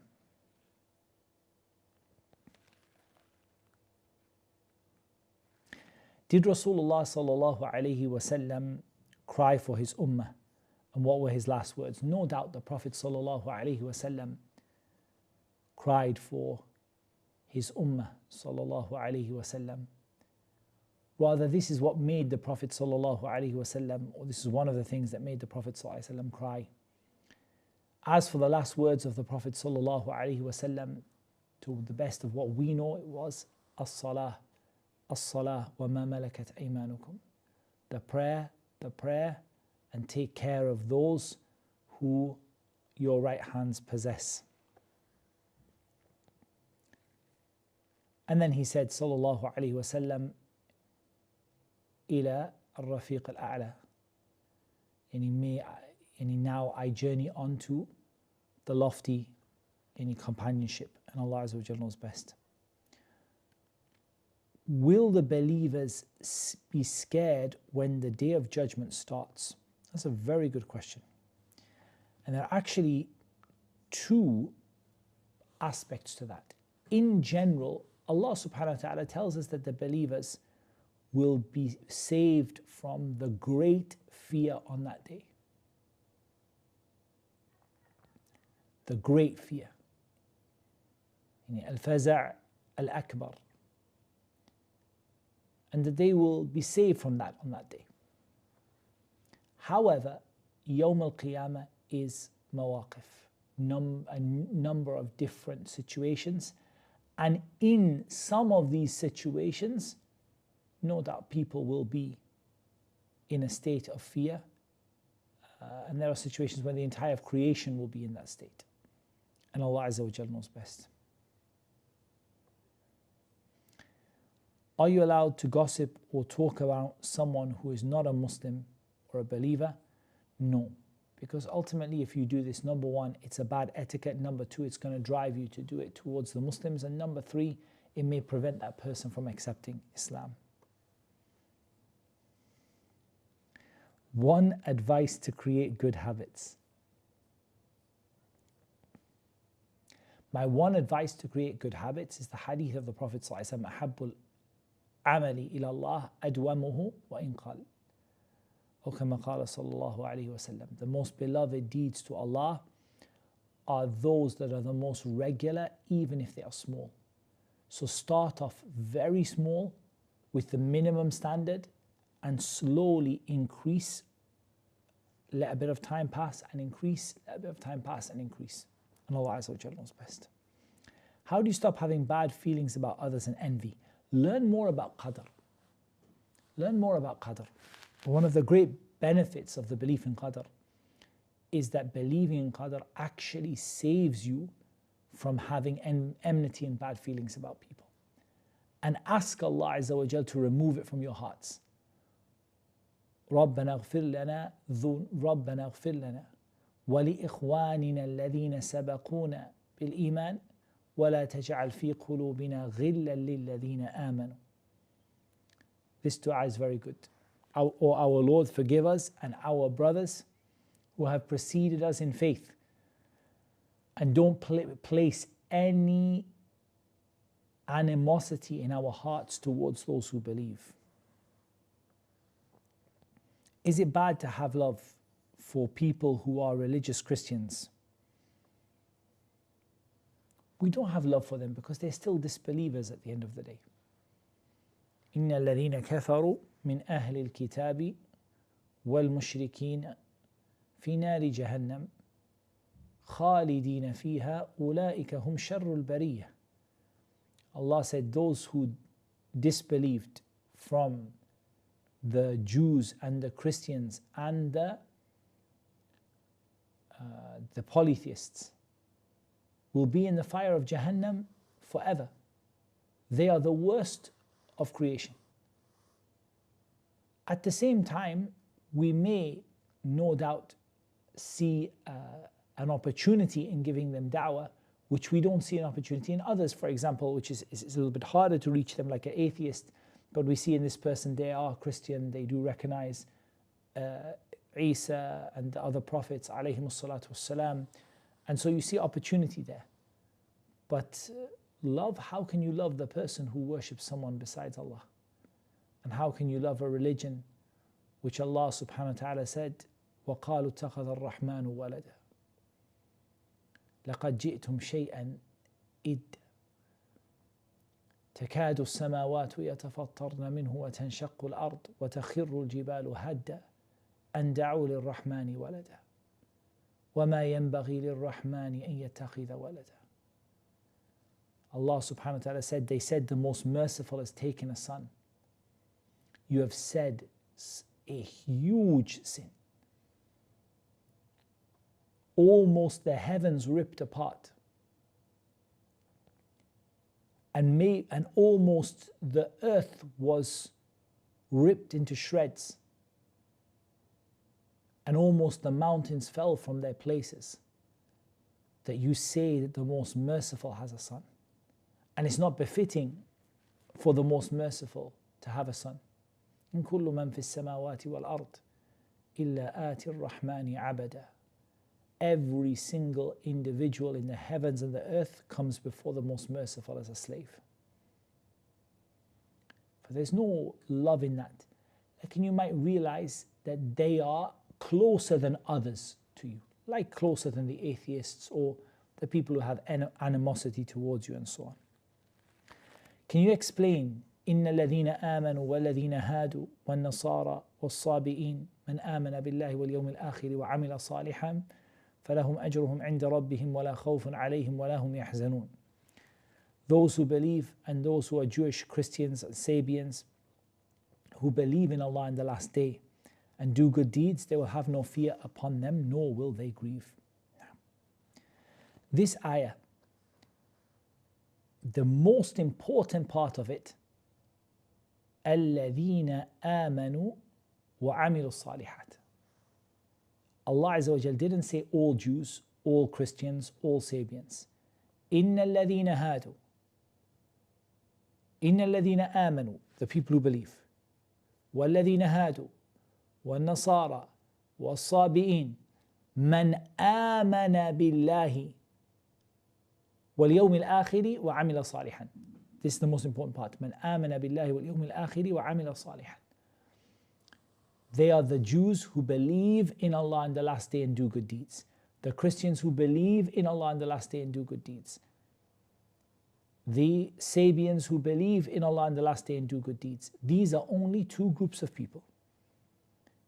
Either they are Muslimu Ahlil Kitab, they are the Muslims who accepted Islam having been from the Jews or the Christians or the Sabians. Because they are those who they were Jews or Christians or Sabians and they believed in Allah and the last day. And they believed in Allah, they believed in the Prophet Muhammad ﷺ, they believed in Islam, and they believed in, and they did righteous deeds. That is one. Muslimu Ahlil Kitab. The Muslims who accepted Islam from Ahlul Kitab. The second are those who were Jews in the time of Musa and those who were Christians in the time of Isa, who worshipped Allah Azza wa Jal alone and didn't make any partner with Him and followed and obeyed their messenger. They are also إِنَّ الَّذِينَ آمَنُوا وَالَّذِينَ هَادُوا وَالنَّصَارَى وَالصَّابِئِينَ. But it doesn't mean the Jews and Christians of today who remain upon their Judaism or their Christianity. And the clearest evidence for that is the statement of Allah Azza wa Jal, إِنَّ الَّذِينَ كَفَرُوا مِنْ أَهْلِ الْكِتَابِ وَالْمُشْرِكِينَ فِي نَارِ جَهَنَّمَ خَالِدِينَ فِيهَا أُولَٰئِكَ هُمْ شَرُّ الْبَرِيَّةِ, as we answered in the previous question. And Allah Azza wa Jal knows best. What is the stance of Ahlul Sunnah regarding reprimanding the ruler publicly as a last resort?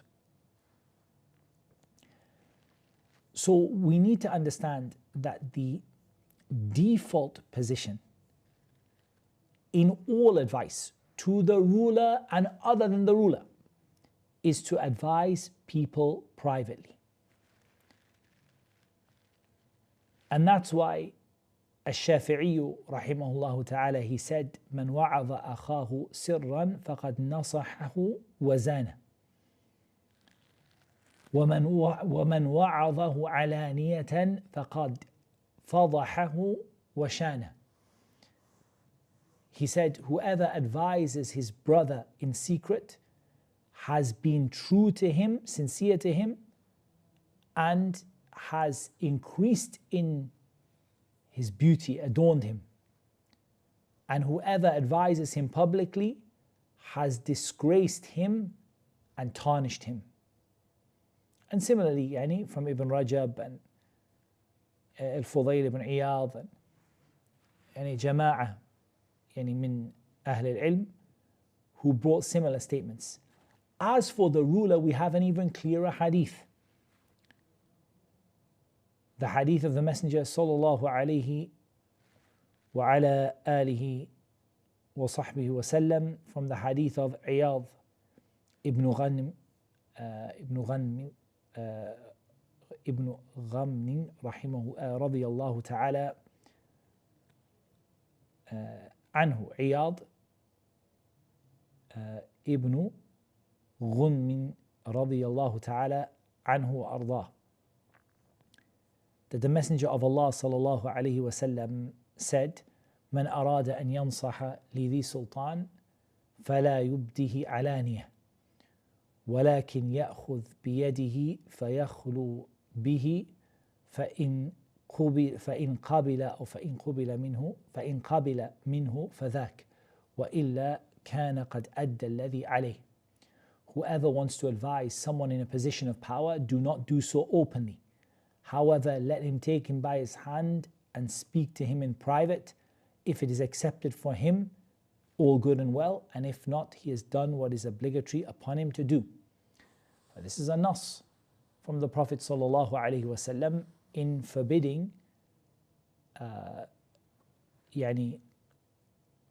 making inkar upon the ruler openly. However, there are halat and with shurut in which this could be done.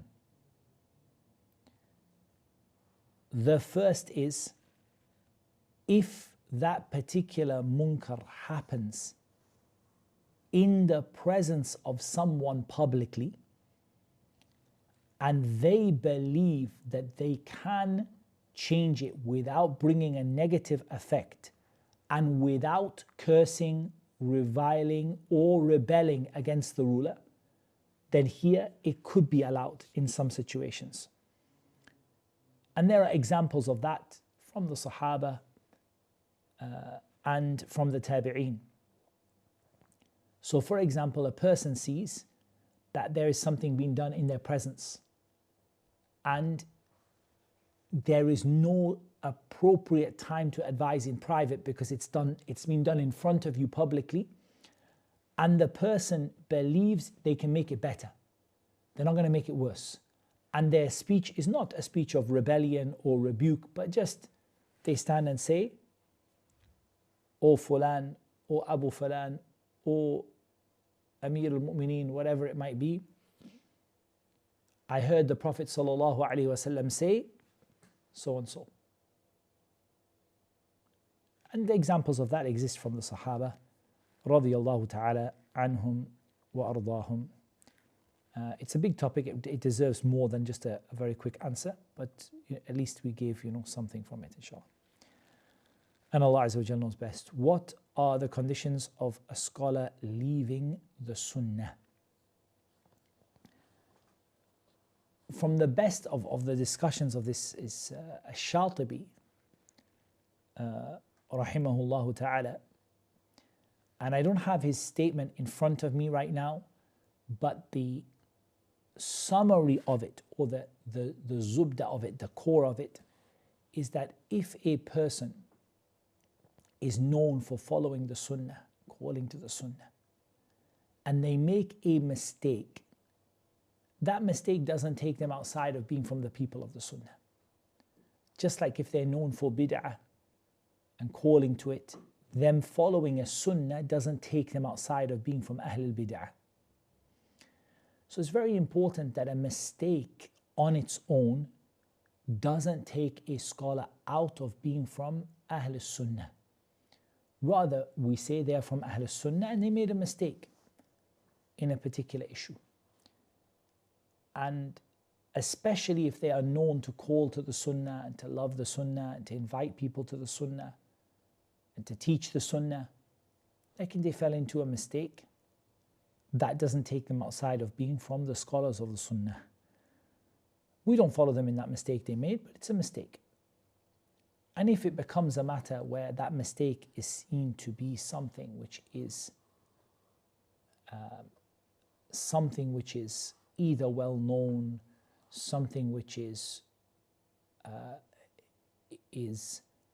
it becomes a part of who the person is and it defines them as who they are, and it becomes a matter of a methodology that they follow and they remain upon, then here the issue of whether they are from the people of the Sunnah or not, and we consult in that the people of knowledge from the scholars, and we try not to involve ourselves in taking someone outside of Ahl Sunnah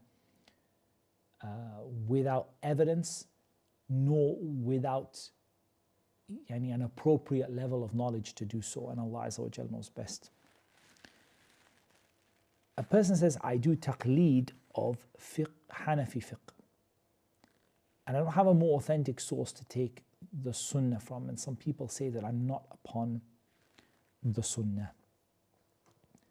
So there is something that Al-Imam al-Shafi'i said, rahimahullah ta'ala, and I think it's very, very beneficial for a person always to keep it in their mind, that a person who the Sunnah becomes clear for them, it's not permissible for them to leave it for the opinion of anyone, whoever they are. أن من استبانت له سنة عن رسول الله صلى الله عليه وسلم لم يكن له ليدعها لقول أحد أو كما قال. Therefore we say to a person, the first thing that is important for you is that you have a mentality of wanting to reach the Sunnah of the Prophet ﷺ. not the mentality of being satisfied with taqleed of any madhab, but the mentality of the fact that I am doing my best, doing the best I possibly can, and I'm trying with whatever I can to reach the sunnah. The second thing is when something becomes clear to you that it's wrong. You say, I don't have a way to reach it, but I think in a lot of issues it becomes quite clear to a person they're wrong. When it becomes clear to you that you're wrong, you accept that you're wrong and you go for the truth wherever you find it. The third thing is that you try to take your knowledge from the most knowledgeable person available to you. And you don't restrict yourself to someone less knowledgeable because it doesn't suit your conditions or the rules you've placed for yourself. But you consult the most knowledgeable person that you have access to, and the one that you believe will give you the most accurate answer. And if you do that, then I hope that with those conditions, you would be, insha'Allah ta'ala, upon the truth. I will add a fourth also, that you don't allow your choice of madhab in fiqh to affect your madhab in aqeedah. That should be the first condition. So the person who has taken, for example, Hanafi fiqh, doesn't allow himself to say along with that, I've taken the Maturidi aqeedah. No. Hanafi fiqh along with the sunnah of the Prophet ﷺ in aqeedah, not aqeedah to salaf, not the aqeedah of the Maturidiyah. And the person doesn't say, I'm Shafi'i, so I've taken the Ash'ari aqeedah, or that I'm Hanbali, and I've taken the Ash'ari aqeedah, or that I'm Maliki and whatever. A person takes aqeedah to salaf, the aqeedah of the salaf. If they do that, and they truly believe that any sunnah that becomes clear to them, they will practice it. And they will leave whoever's speech they have to leave. And they ask the person who is the most knowledgeable, and they strive for the sunnah wherever they can find it, then I hope that person, inshallah ta'ala, their choice of madhab will not affect them, bi'idhnillahi ta'ala. Just cleaning up these question answers. Okay, how many questions do we have here? This one we have still. We have still 26 questions left on there, and we have a bunch of other questions as well. So I think what we'll do with this, inshallah ta'ala, is we'll stop our session here, because it's been going for a long time. And what we will do, bi'idhnillahi ta'ala, is we'll schedule another Q&A session, inshallah ta'ala, in the coming days, where we finish off, because I've still got the questions from Denmark. I didn't get to them yet. And I still have a small amount of the questions from Sweden as well that I didn't get to yet, inshallah ta'ala. So bi'idhnillahi al-aziz, we will schedule another Your Questions Answered session, inshallah ta'ala, part 2, in the coming days. That's what Allah Azza wa Jal made easy for me to mention. And Allah Azza wa Jal knows best. Whatever I said that was right, that is a blessing from Allah subhanahu wa ta'ala alone. And whatever I said that is wrong, that is my own mistake. And Allah and His Messenger sallallahu alayhi wa sallam and the religion of Islam don't have anything to do with that. هذا والله أعلم والصلاة والسلام على نبينا محمد وعلى آله وصحبه أجمعين.